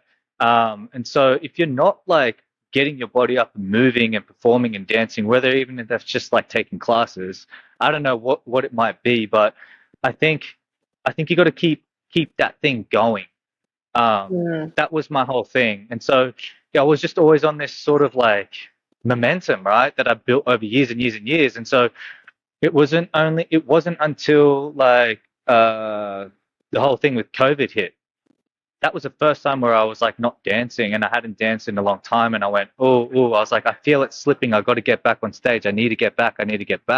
Otherwise I'm losing this momentum that I built. So Was different this stages. momentum reliant on other people asking you to work with them? Was that momentum relying on other people? What do you mean by that? Was that momentum you relying on other people to get you on board their projects? Nah, I never relied on anyone. It was just like, if so, yeah, it just was like, no, I never knew what was coming around, or I never waited for something. No way. Um, but it was like, it was a flow state, right? So if, say for instance, I've done 100 free jobs and I just hated it, and then one day maybe I'm losing that momentum, and this one thing did come about, I probably would, I don't know, I'll probably say yes to it. I only started saying no, I think, at the very end of my career, towards the very end. Mm. That's when I started to become really picky and choosy. And What was the I turning now point for understand, you? I'm as in intrigued. when I start to become picky and choosy. Yeah. What was that turning point where you're Oh, like, oh, oh, I don't want to bring up people's names, but someone very well respected and has been around the industry for a long time over in the States. And I told them about, like, how I'm kind of a little bit tired of saying jobs that I don't want to do, but I always said yes. This is the thing. I always said yes to jobs no matter what it was. I was just a bit of like a I was just a real like a lot of like a yes person when it came to stuff, and because I always feared what would happen from me not saying yes. And at the very least, I was always like, well, at least I'm getting some kind of pay. That was my thing. And then I got tired, and then I spoke with mm, this choreographer, and I was like, what's your thoughts on, like, saying yes to, like, jobs that you don't really want to do? And they were like, I've never done that. And I was like, what? And they were like, yeah, I've always said yes only to the things that I really wanted to do. And that's a different path that I had taken with my career. Now, I don't know if it's because that's Australia versus the States, where there's a lot more work going on in the States, and mm, Australia's a lot more scarce with work. So mm, mm. I did take that on board, and I went, okay, cool. I know my worth, and I'm not going to say yes to these jobs now. I'm not going to say yes to those. But I think after a few no's, the phone stops ringing, the email stops coming through. People start asking for you to do things, you know? And I went, interesting. Okay. And now I can see that that was a result of me sticking to my guns of, like, yep, I only want to do this. Now, is that the wrong decision? I don't know that yet, but I do know the effect of saying no to things. Yeah. So am I making So, sense? yeah, I think so. So, are you saying that, like, when you went, okay, I'm going to say no to stuff, the phone stopped ringing? And was that, I'm just thinking, like, were they free job offers up until that point? Or was it like the culmination of both free and paid jobs, both stopped? I think they both stopped. But it's also too, I removed myself from that space. Now I'm getting a little bit metaphysical Mm, right now, maybe a little bit spiritual here. But I think when you mm, tap into a certain type of energy of collaboration, and you're always open to that, you've got opportunities constantly coming. So I would never decipher whether or not that was the right opportunity for me or not. I saw the bigger picture of it. That was like, okay, I'm in this space of being open for constant collaboration. Like, I don't want to say universe, but I'm out here right now, let's do this. So that's when I said these things are coming in, and I just seen that as a yes thing. And it's were they just, all free does that make things sense? or were they free and paid? Some were probably free, some were paid. It Okay. just, I never based it upon that. I just based it upon collaboration and opportunities, and I'd always say yes. Because, and again, this is spiritual, right? And so I was always like, I don't really know what is going to be happening to this opportunity that is presented to here right now, but I know that I've put myself out there like that, and this has come about. So who knows what it is, and let me just kind of go about it. Um, and who knows? Who knows? Like, mate, I might not get what. Like, I think it's when I started to start thinking, like, what can I get out of it? That's when my path became limiting. It became more structured, and that's not a bad thing if you really know what it is that you want to get, but it kind of loses the magic of other things coming your way, and you just never know what those things might be. Like something that you said yes to, and you're like, I don't know why I really don't like this, but hey, you know what? I'm not doing anything right now. I might just say yes to it, and you're just sort of there to help out and sort of give yourself. And it doesn't matter if you get anything out of it. Um, it just I think more things come about from that, and it's a bit of a weird thing, right? Because you don't want to be extorted, and I think that's the job and role for union, for agents to step in and all that kind of stuff. But as a dancer, But I think on what you're saying, Chris, like yeah, a dancer also or an artist just needs to know how to advocate for themselves. mm, And this goes back to like the dancer most of the time gets told what to do and how to do it and when they're wrong, and maybe like when they're going right. You stand in front of a mirror and it's not often that you get to speak up. Like you kind of get taught not to speak in class. And then right, going into me being the actor is like, you always have to use your voice. You always have to speak. You always have to like have an opinion on something and communicate, express, and interpret information. And I get this impression even more now, and this goes back to like the whole lockdown thing and the resilience of like dancers being able to speak their truth and advocate for themselves, meaning like, I'm not cool with this, or I'm not going to take this job. This doesn't feel right for me. Thank you for the offer, but I choose not to engage with this. Like being able to have those boundaries and being able to say no without feeling like I'm never going to get work again. It's the intention behind the why you say yes and why you say no. And I think, Chris, like going back to what you said very early on about the fun, like for you lean into the fun of it. You're like, this is something that I will enjoy, and because I want to help people. And that's a really beautiful intention to have, right? Instead of, what am I going to get from this? Very different intention. But there's also yeah, no, that sense of like self-advocacy of, you may go, I really want to help these people out, but I just don't have, my cup isn't full. Like I'm running on empty. As much as I want to help you out, I got to take a time out. Like I think people forget to look after themselves in that space as well. Because we always pour out. When you think about it, energetically, we're always giving. Yeah, no, totally. And at some point, you've got to give to yourself. I think that's just like, no one has those answers except for yourself. You know what I mean? On what that might look like. Yeah, but it is tricky, right? It is tricky when,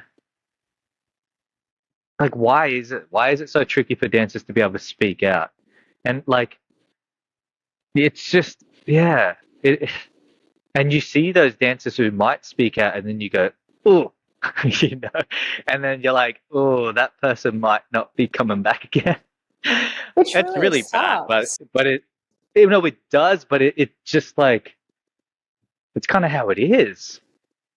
Like, I think there's a way for things to be said.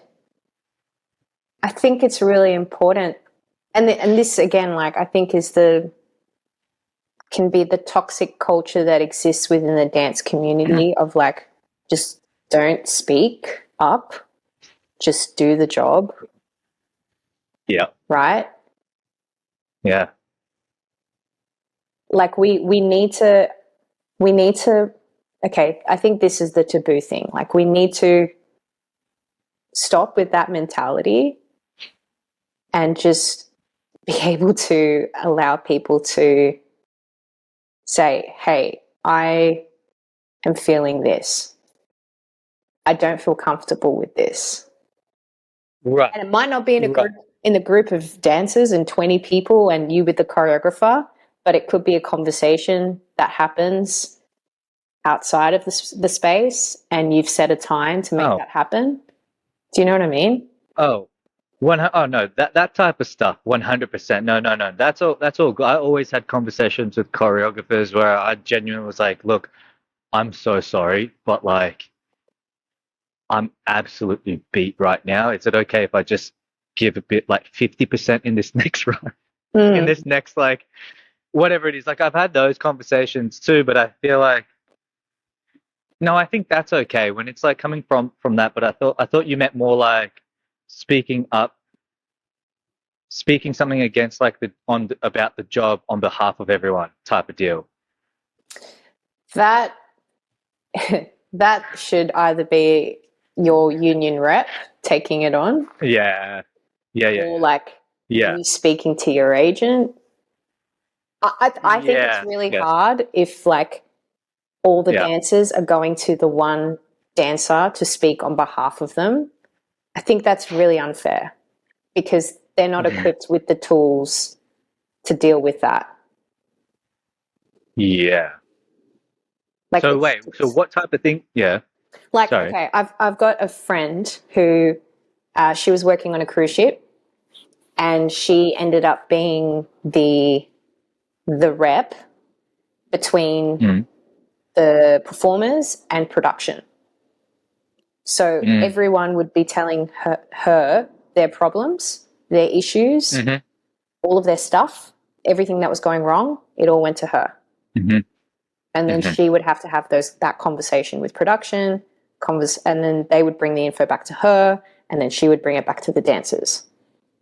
And she had a conversation with me about that, and she was like, "That is too much for me because I'm dealing with people's mm. personal stuff. I don't have any I don't have capabilities to manage that space. It's also not my Right. responsibility. I'm not getting paid anymore for this. Right. I don't want to be seen as a negative person to production. I'm just trying to do my job. Mm, But at the same time, people want things to change because they need certain things to change within this particular job. So there's no mm. representative. And Yeah. so they created a representative who shouldn't actually be in that position. Is that not the role of the dance captain though? But if they're not getting paid extra for it, and if they're not equipped to handle that, then what? Yeah. Well, that's not good that they're not getting paid extra for it, and if they don't have like a specific role, like title. I remember like yeah, I've had dance captains in the past on ships and like that. They like had roles. They got paid more. They even got better rooms. I remember that. In musical theater, like yeah, you've got your dance captains as well. That there's a chain of command, and right, and I think chain of Yeah. command is so important that a dancer individually doesn't find themselves putting their head out. But yeah, I think commercial gigs, there's never a dance captain. There's never a dance captain. So there's always this kind of thing of like, it's just this thing that like we have to figure out as dancers of like, okay, like who's going to be that person, to sort of like speak out when, and I think maybe that's what's tricky because you don't have a dance captain on commercial gigs. Mm. So then what? Like everyone's just sort of like quiet, maybe. I don't know. I Yeah. don't know. Everyone's kind of Like, fending for themselves, or they're like having separate conversations with their agents. So there's not really like a unified front on the things you might all be feeling, but you're not talking about it, so you don't actually know. And then you yeah, feel like, am yeah. I alone in this, or do other people feel the same? It's an Totally. You know awkward what? conversation. That makes sense though. Like it's commercial gigs because there's no chain of command there when it comes to someone that has their back for dancers. And yeah, maybe that's why. Maybe and look, commercial dancers aren't signed with union. They're not. Mm. Like it makes no sense. I remember talking to the union like way back, like 10 years ago, and it makes no sense to be paying for a membership that doesn't really like it didn't really support like commercial work anyways. Like I get it when if you do contracts like musical theater, I see the value in paying for a constant membership with them, but like it wasn't geared towards commercial dancers. So it's like, why am I going to be paying money for this thing that doesn't even really, help me out kind of thing. I remember. So not everybody Mm. was a part of it. So I don't know. Maybe I don't know. Do you reckon that has to do with that? Just there's nobody there to speak. There's no chain of command there on commercial gigs. It's almost like the gig time all depends like on the gig. But like if you're doing a short term commercial contract, do we really need to employ an extra person to make this happen? Like, that would be you the get first cut budget wise. Yeah.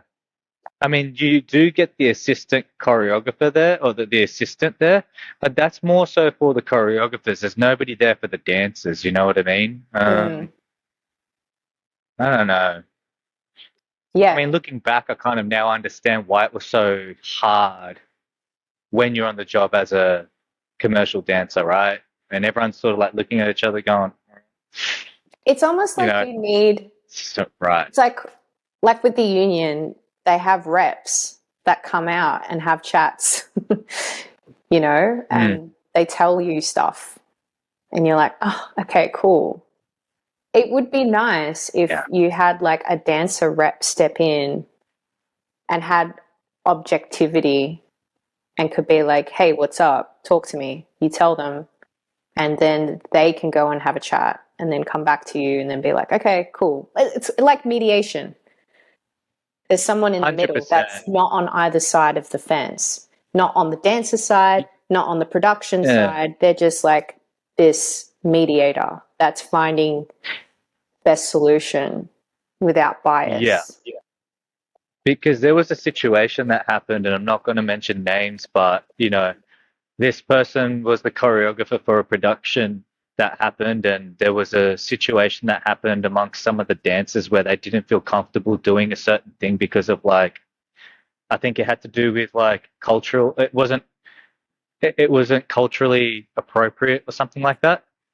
And so that dancer had gone to speak with the agent had gotten back to the choreographers, and it turned out into a bit of a big thing where I don't know if the dancer decided to not do the job, or I can't remember what ended up coming about from it, but this person was telling me it was a bit of not a nightmare situation, but it was like I think it was scary for them as well, because it was a bit of like a cancel culture, Me Too type of situation where it's like, whoa, hang on, wait, what's going on here? Like, we didn't intend for any of this sort of thing to happen. Now there's conversations happening behind, and it's become a thing, and the agents, they're supposed to step in and handle all of that, but then it's like, it kind of makes, I don't know, I feel like And there is another level there. Yeah, I was just going to say, sometimes things get blown up unnecessarily, like they become too big, because rather than having a direct conversation with the person, you're going through another person, and then it goes over there, and it's like 6 people later, and it's become this massive issue that didn't need to be one. Yeah, 100%. And those are the situations that you see dancers never getting booked again. I've seen it so many times. You're like, oh, and that becomes a situation and a topic, and it gets blown out. Now it's like conversation within the industry, and it's gossip now, and they're like, well, we don't want this dancer on again. They're just too much. They're too much to deal with. Yeah. And So this is what I man. mean. So That's the taboo thing that I want to crack open of like, it shouldn't be that just because you speak your truth means you get cancelled forever. Because sometimes when those people speak up, change does happen. And it happens for the betterment of the community overall, but it has cost this individual's career, which really sucks. it sucks, but you got. I know it really sucks. But then you think about it from like if you're a producer, right, or if you're the choreographer from that side of things, like, you know, they shouldn't know that a dancer is speaking with union to the union. You know what I mean? Or like they shouldn't have to. Okay, let me. Like, I The think it reason why the depends. dance isn't, yeah. Oh, I was just going to say, like, I've worked with producers that actively will want to better the business and be like, you know what, if there's feedback, let us know. If there are things that we can improve on, let us know. That's great. And then there are those that are like, you don't see them, you don't know them, they've got a method, it's never going to change. And if you try and challenge us, we probably won't, we'll consider it, but nothing will change, you know? But continue on your story, what you were saying, because I interrupted. I think I'm just looking out for the dancers here right now. You don't ever want to let production or the choreographers know that you have approached your agent or the union because of a particular situation, and that word travels and gets back to them. That's what you don't want, right? Because this is where they don't want to hire you again. So, and why they don't want that is because they assume you're trouble. Is that? Yeah, that's 100%. I mean, yeah, it's too much to deal with. Like, especially if you're trying to run your own business too. I kind of get that. It's just a bit of like it's a bit of a too hard basket. It's a risk. It's a risk on them, and I get that, right? So protecting the dancers and still trying to have their say. That's the thing. You don't want dancers to know that they're having a say. This is where we need union, because even if you go to the agent's going to now get back to the choreographer, and maybe you're the only dancer that's hired by that agent. And now the agent's having the conversation with the choreographer. That screws your career, man. It really does. So you got to protect the dancers in that sense. So they can't really go to the agent to talk about this, and they can't step into it to talk to the choreographers or production about it. So it has to be union, and right now the union doesn't make sense for commercial dancers, and that's why, there's the Dancers Australia right now. That's finally being made, which is awesome, for that space for commercial dancers. Great. The union for that. So hopefully, as it's kind of, in the coming years, this won't be a thing where you see dancers getting fired and never hired again on jobs because they spoke out. Yeah. And the troubling thing is, like, again, you can decide, you know what, I'm just going to have a conversation with the choreographer. I'm going to be upfront and honest. I'll speak to them directly and we'll have a chat about it. Get rid of all the middle people, get rid of like hierarchy or anything. Let's just have a chat. But some choreographers probably don't want to work that way. They're like, you know what, we need to go through the channels, keep it professional, because we don't want anything here to be misconstrued. So let's just do it the right way. So Totally. And I think this is something that is on a case to case individual basis, like depending on your rapport with the choreographers. Mm. Like if it was someone like who was my friend, maybe I could just have a talk to them. Or, I even started to do that with the square division. I remember like, because I had worked with them for a bit, I just had developed a bit more rapport and I was comfortable to have those types of conversations, to be like, hey, like, I'm kind of like this, but like I would completely avoid that if you're just a dancer, and you don't have that type of relationship. You know what I mean? Because that can Mm. be taken the wrong way as well, and be like, oh, this dancer is they're not able to keep up or whatever Yeah. it is. And it, Do you get what do and you I get what think I'm it also saying? depends on the, yeah. I think it also depends on the person, the individual. Like, if I was a choreographer and I had a dancer come up to me who I hadn't worked with before, and Hmm. they advocated for themselves and spoke up and said what they needed to say, I would Mm. I would acknowledge that and take that on board and be like, cool, what's up? Let's crack this open. I don't want you to be having any sort of grievances. Let's just nip it in the bud. But some people just don't have that. They're just like, nah, if you want to talk to me about something and I've only just met you on this job, that says a lot about you. You know? No, that's what I mean. That's what I mean. And so, like, Yeah. what are those types of things that you can speak about, right? And I think this Mm. is why, like, let's talk about just like the workload. And this is why it's so difficult, right? Because let's say like 20 people are on the job and they're all keeping up. Maybe they're not keeping up, but they're just silently dying and not saying a word. And you might kind of be like, um, do you think we could just only do one more run? Like, I think we've got this. Like, can you imagine that? Like, if you actually said that. But like, this is why it's like, if we had these people in play, like the unions, like that had commercial dancers back, you can be like, look, I've just spoken with the rest of the dancers. We're all feeling this way right now. We're being overworked. We're here for only a couple of hours, but we're doing 100 runs of this full pelt, right? Um, Because I know can when you you're guys sort of creating like, and working, like you lose track of time. It's easy to lose track mm, of time. And mm, if no one speaks up and you don't have your watch on, you'll keep going. yep, You know yep, what I and and mean? and Someone's got to say and this is what something. this is the part that I don't like about dancers being just exploited, extorted on that level is the amount is just the amount of times that you got to flip and do something, man. It's like, yo, we got it. Like we have it. Maybe we don't have it, but you need to put more money into budget for rehearsals. You can't.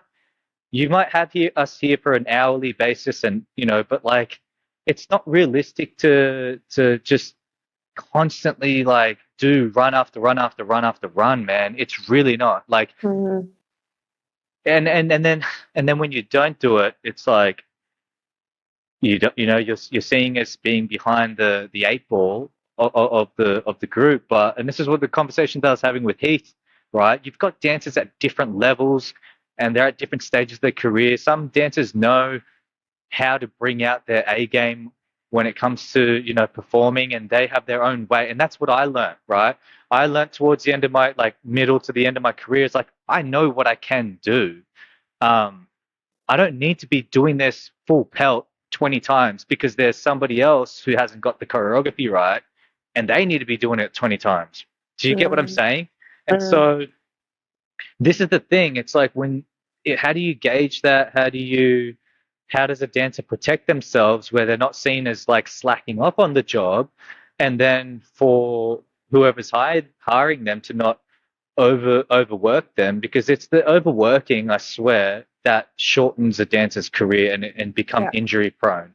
It's like Yeah. dance monkey, dance over and over again. It's like, no, no, no. You got to understand, you cannot be doing that. Like, you can't do it's different. Like, and sorry, I'm on a tangent because I'm really passionate about this topic, but No, it it's all is right. so different when you're doing a musical theater show that is like, I don't know, what's a show that you've done that's not as dance heavy? Jersey Boys. Okay, is this big difference between doing Jersey Boys and then doing something like, I don't know, even The Bodyguard. There's a lot of dancing. Or what's another really dance heavy show? West Side. Fame.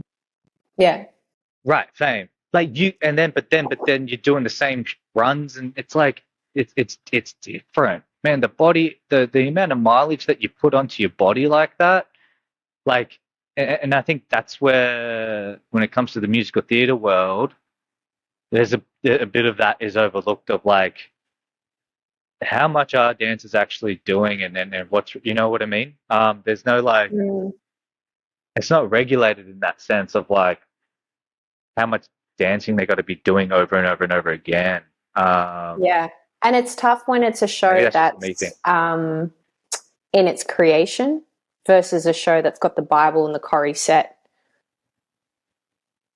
you know? Mm, Because then when it mm, comes to like pre and scheduling and doing all that stuff, the choreographer or the associate, whoever, would already know what's at stake for the dancers.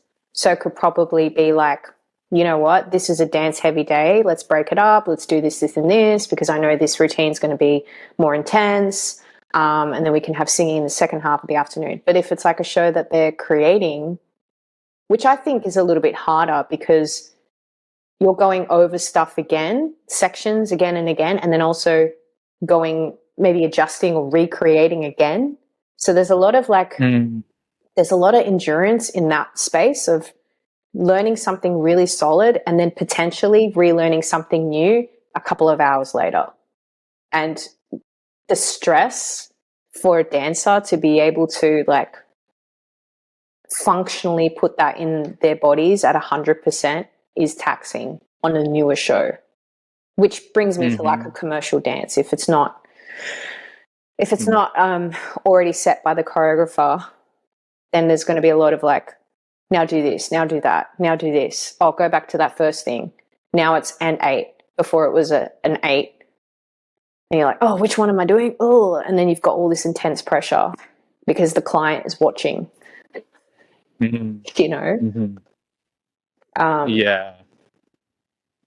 I think it always comes down to like the client, and because the client is the one that ultimately is giving out the dollars. Right. And there's a big difference between what the client is wanting and then what the choreographer is wanting. And I think, look, I don't know what the client is looking for, but I always get the idea that the client doesn't know what the choreography is and they don't know too much about dancing. So they have a completely different like eye to what they're wanting. And I'm assuming that it's like just a show, a performance. They want to be entertained, right? That's probably, I'm just assuming here. But the choreographer's looking at other things, like of just having everything like perfect, and yeah, it it puts mileage on our bodies. I think that ends up becoming, we become a little bit more injury prone. And I remember seeing like singers getting ready for commercial gigs. They never go full pelt during rehearsals, right? But then they're going to bust it out. You know that they're going to bust it out and perform because they're saving their voice. It's like, why do singers get to save their voice, but dancers can't? You can't save your body when you're doing the tech runs or whatever. Maybe there's a level of it that you can hold back, but yeah, I found that always challenging. But Mm, I think I've also heard actors as well, right? mm. Like I heard some actors. I don't know if you know this guy. I don't know if I want to mention his name, but Australian actor. But he was telling me that like the director would expect him to do things over and over again, and he's like, I already know what I'm doing. I've rehearsed it. I already know it. I don't need to do it anymore. And just tell me when we're going to film, and I'll do it. And I feel like, do you feel like that as well? Like where it's like you can kind of lose the magic of things, or are you more so like, do you get what I mean? You sort of lose Yeah, the magic, right? yeah. When you You over know, rehearse. like I'll talk about self tapes and auditioning, and I say to Yeah. anyone that's putting down a tape for acting, I'm like, don't do too many takes because you lose the Hmm. magic, you lose the spontaneity. Yeah. It starts to become rehearsed, and Yeah. it's like your eyes just kind of glaze over because you're tired. Yeah. Um, Yeah. the prep is what sets you into that tape and how you do it. So Mm. do the prep of Mm. learning the lines, knowing your intention, knowing the objectives, blah, blah, blah. And when it comes to doing it, obviously do a Mm. rehearsal where you can just mark out the technical aspects, have a watch, great, got them all down. First 1 to 3 takes are probably going to be your best ones. If you know your lines and you prep that way. If you don't know your Mhm. lines, you're going to need more rungs on the board. And by that point, you might have 6, 7, 8, 9, 10 takes. But then you've kind of lost that spark by that point. Mm. Um, so yeah, just going back to like dance, I feel you because I see that and was part of that world of like you're just going so hard and you're going full out and you see around you like the singers can half sing or just sing full voice a little section so sound can get it right you know Mhm. and then there you Mm. are like going hard again and again and let's just do this section again and you're like the gig's going to happen pretty soon. I need time to like rest and eat and probably stretch because my body's sore. And then that time kind of like gets smaller and smaller and smaller before you go out and perform. And by that point, you're running on like depletion. And it's really messed up. Like that is the beginning of burnout. That's the beginning of chronic Mm. fatigue. That's the beginning of like an injury or a niggle. Or at that point, you I'll break. yeah. And I don't know how you're doing for time, Kat, but I'm probably gonna like have to kind of wrap it up like soonish. Yeah, But whatever. We've been there's so much chatting more that I hard. want to. I know we have. Oh shoot, yeah. There was a little toilet break. Um, but there's one thing I want to ask before I get to like the end of it. But Mm. well, I wanted to mention. But oh no, I think I forgot it. I Oh, think I lost it. What were we talking about? injury, Oh shit. fatigue, Oh, yes, yes, empty yes. So cup. that's like the physical side. That's it. That's it. So that's the physical side of things. Oh man, I will tell you what had broke me mentally, and it just was not good for my mental health. And when I started to understand showbiz, was that you're on 24/7. That was a muscle that I had to develop.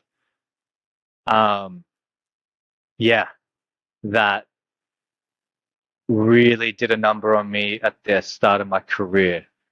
And I don't know if you know what I'm talking about here, but look, back then I was speaking to someone at the time, um, and this was a topic that I was mentioning was that like you think the job is done. Like for dancers, it's not like the job is done once you're on stage and then that's it. Like it's like this constant. You're constantly being auditioned on the job. So there was never a moment for me that I felt like I could switch off after I did the job, after I finished the routine. It was like everything of leading up to it, the in between stages, like you're there for 12 hours, the choreographers are in front of you, whatever it is. But it's like, it always feels like an interview for the next gig forever. I don't know.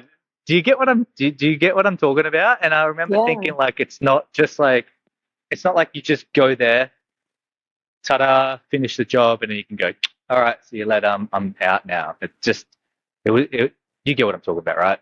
Yeah, you're on. When you've been employed to do this job, you're on. And even when you go home, you're still on because you're revising in your head. You know, you're making sure that you're like, did I get all the material in my head that I can show up the next day and it's still in my brain and I can get it out? Hmm. And what time you But get home? right. But did you feel like as performers and entertainers, you're kind of always like, I don't know how to explain it. You're You're always kind of on. like you're always on even when you're off stage. And that was the part that I Yeah. found it really got to me at the start. It Yeah. really got to me. And then I got used to it. But yeah, it was always a So thing that I when you struggled with. say you're on off stage, what does that look like for you? Or what did that look like for you? It's like when you it's like when you have your like show face on stage, but you're still kind of like in that, I don't want to say character, but like the essence of you, like, yeah, like you're just always on the job. I think that's what it is, Mm, you know? You're there for like 12 hours sometimes. That's a long time, man.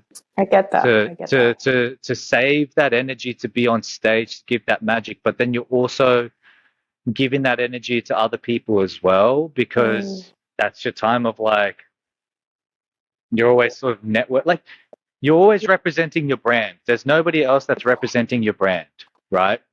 So mm, you're a one-man show essentially. So when you're off stage, you're still representing your brand, and mm, that takes energy. mm-hmm. That's how it's always been for me. So that's what I mean by there's always a little bit more extra energy as opposed to maybe like, working other jobs that aren't in showbiz. When you're on your break, you're on your break, and you kind of like can switch off, like, or I don't know. Yeah. Yeah, I feel like on set that can be separated, which is a good thing. Like being in your trailer Right. is your off. Right. That's your like close the door, you sleep, you cocoon, well, like whatever you need. That's you time in Yeah. there. There is an element of like you might be on because you'll be in costume, hair and makeup, whatever. And they're like, hey, we've Mm. just got a couple of scenes and then we'll get to you. So you know that you got to be on, but there's no sense Mm. of like people invading the space or expecting something from you because they know that's whatever Kat decides to do in the trailer, that's her time. But then once the door opens and Mm. I'm walking to location, I'm walking to set, it's like Kat's on. She's work mode now. Happy Mm. face. What are we doing? Boom, boom, boom. Looking at my lines, getting ready to go. I've got my gear, whatever. So I Mm. feel like I can distinctly separate that when I'm working on screen. On stage, it's a bit Yeah. different because, yeah, you're right. Yeah. Even when you're off or like when you stopped rehearsing the thing, you're still on with hearing feedback or checking in with other production or crew or other dancers or performers. So there's still this element of being on. And Mm. where do you get your space to switch off? If you do Yeah. get Yeah. your own space, like where's that boundary? And I think about the times like where I've gigged at random places and they put you into this like this space, this carpeted room, and they're like, okay, dancers just hang out here. And you're like, I can't even chill because now everybody's going and then people are coming in going, hey, just letting you know we've got da da da da da, and you're like, I just want to take a nap. I just need to like Yeah. do this. But if Yeah. people see you do that, then they think that you're being a downer or they think that like there's something wrong with you. And it's like, no, I'm just recharging. Like I just Yeah. Totally. need my tent, man. I I think it's just because I'm a super introvert, and that's why I think in showbiz, in these spaces, I think it really pays off to be extroverted. I And think that comes at a cost. what do you mean being extroverted? Yeah. I think it's Yeah, right. unrealistic What? to expect 24/7 from anyone. Yeah. I think there's private and public faces that you put Mm, on. And what you're mm, discussing is probably the public face being on for way too long, and you just need your private space in your public oh, yeah. moment. And but how good is it when you get those friends or colleagues or just people on the job that you can find and you can just like Yes. be honest? Yeah, That is yeah, that's what makes it. That's what gets me through. And that's what I yeah, was talking to Heath about. I was like, mate, I was like, every time I knew he was on the bill, I was like, doesn't matter. I'm gonna have a yeah, good time. Like like I knew I could just he gets me. I can just talk to him, and it's a safe space, And I think it's really important. It's really important to have that. And when I don't have that, I don't like the job. I don't yeah. shouldn't say I don't like the job. It's not as so much. It just feels like work, doesn't it? And you just can't be Yeah, like it's so real. true. It's like the people make or break the job. Like you can be on this Hmm. amazing dream job and the people are just like horrible people and you just have the worst time and you're like, "Oh, that sucks." I'm pretty Hmm. lucky that I haven't had an awful time, but I do remember a friend of mine booking a dream show of hers, and she said everyone on Mm. that show was toxic and they were Oh, awful and they were critical and they would just bully everybody else. And she's like, oh man. I had the worst time. And that really sucked because it was my dream job. Yeah. So I've been pretty thankful that Yeah. I haven't had those experiences. But what Mm. you're describing, Chris, and it's so true. It's like when you have those people in the show or whatever gig you're on that just get you, and you don't have to present, mask. Like you can just say to Yep. them, I'm just going to have a timeout. I'm going to have a little nap. I'm just going to put my headphones in Hmm. and do a little meditation. And they're like, okay, cool. Have a great time. Instead of being like, Hmm. why? You have to come out with us and you got to have a drink Hmm. and you got to do this, this, and this. And you're like, that's the last thing I want to do. Oh man, it's okay, okay. Yeah, that's a whole nother part as well. And it's like those things is it's networking and and then if you say no to it, then you're oh man. So you gotta just sometimes You got to pick yeah, and choose, pick and it choose. Like, don't it is so ostracize true. yourself completely, but like, don't Yeah.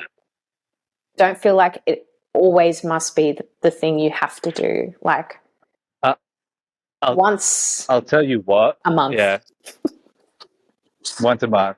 I'll tell you what. When I was like just broke through in my career and like everything was happening and there was just constant just like work coming left, right, and center. It was the most craziest experience because everything on the outside was happening, but inside was the most miserable I've ever been. Isn't that crazy? Mm, yeah, Have you ever had have you had that before? yeah, Everything yeah, was working out on the outside. My inner world was a mess. yeah. Probably the worst time, one of the worst times. That But it's that just was weird that me when it I works at work peaked. like that. When I peaked, I had a bunch of health issues show up, and it was like the most shittiest time. You know, on surface level, you look at me and go, "Wow, look at her life; it's amazing." But internally, it Mm, was like a shit show. mm. Yeah. Isn't that strange and bizarre though? That because it's not the first that I've heard people say that too. When things Mm, are popping on the outside and everything's working, at the inside they're just mm. a mess. But Kat, I got to get going. But so the last part of this, the whole thing that I ask is just like your words of wisdom that you might have to the younger gen or to people who are like trying to find success in whatever way, shape, or form that might be for them. What Mm. is just sort of like words of wisdom that you can impart for people listening? Yeah. My words of wisdom is to go and find a coach, a mentor, someone who's walking your path or a path that you're really interested in potentially seeing, um, and go and learn from them. Definitely. I think they can give you shortcuts. I think they can give you solutions pretty quickly rather than you guessing and fumbling around. They've done those mistakes, so they have some valuable lessons that they can share with you. I also think go and travel, see the world. I think as an artist, your perception on the world and how much you understand about people will really help your lens in developing your creativity and what you share with the world. The more you know about people, cultures, how you put yourself in environments, the better artist you become, because you become more empathetic about people, about yourself. You have more accessibility of the stories, the types of stories that you can tell. And most of all, like, you understand the human experience. Like, that's what we're here for.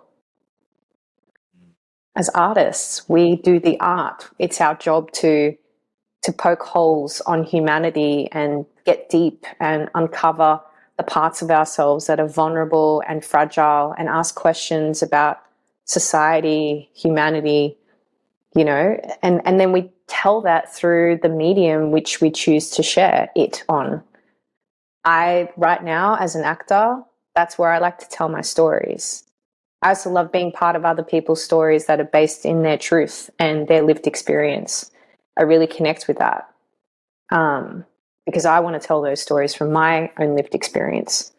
So, yeah, go and get the mentor, go and get the coaching, have someone that's got your back. Don't feel alone in the process, but also go and seek life and know that there's more to life than just doing this as a thing. Yeah, that's my wisdom. Oh man, that's awesome. And I love that you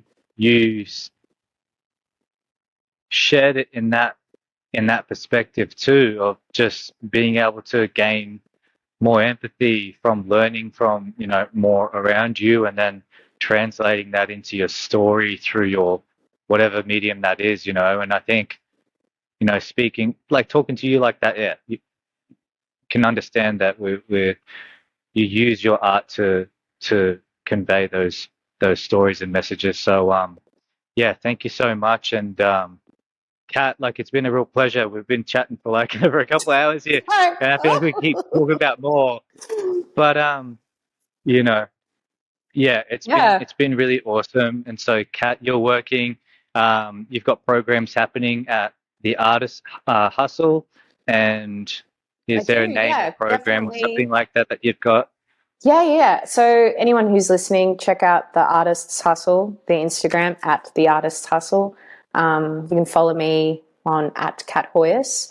If you're interested in just like getting more business mindset tools and understanding the industry, I share a lot of stuff for free on there. But yeah, beyond that, there's also the 12-week program called the Business Formula, which sets you up professionally.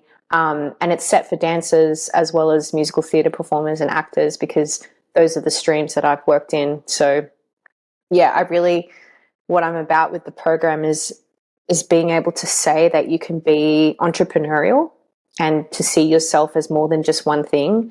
And if you want to sustain yourself in this industry, it's important to diversify and to branch out and to explore other areas of your creativity, because as we know, that is abundant.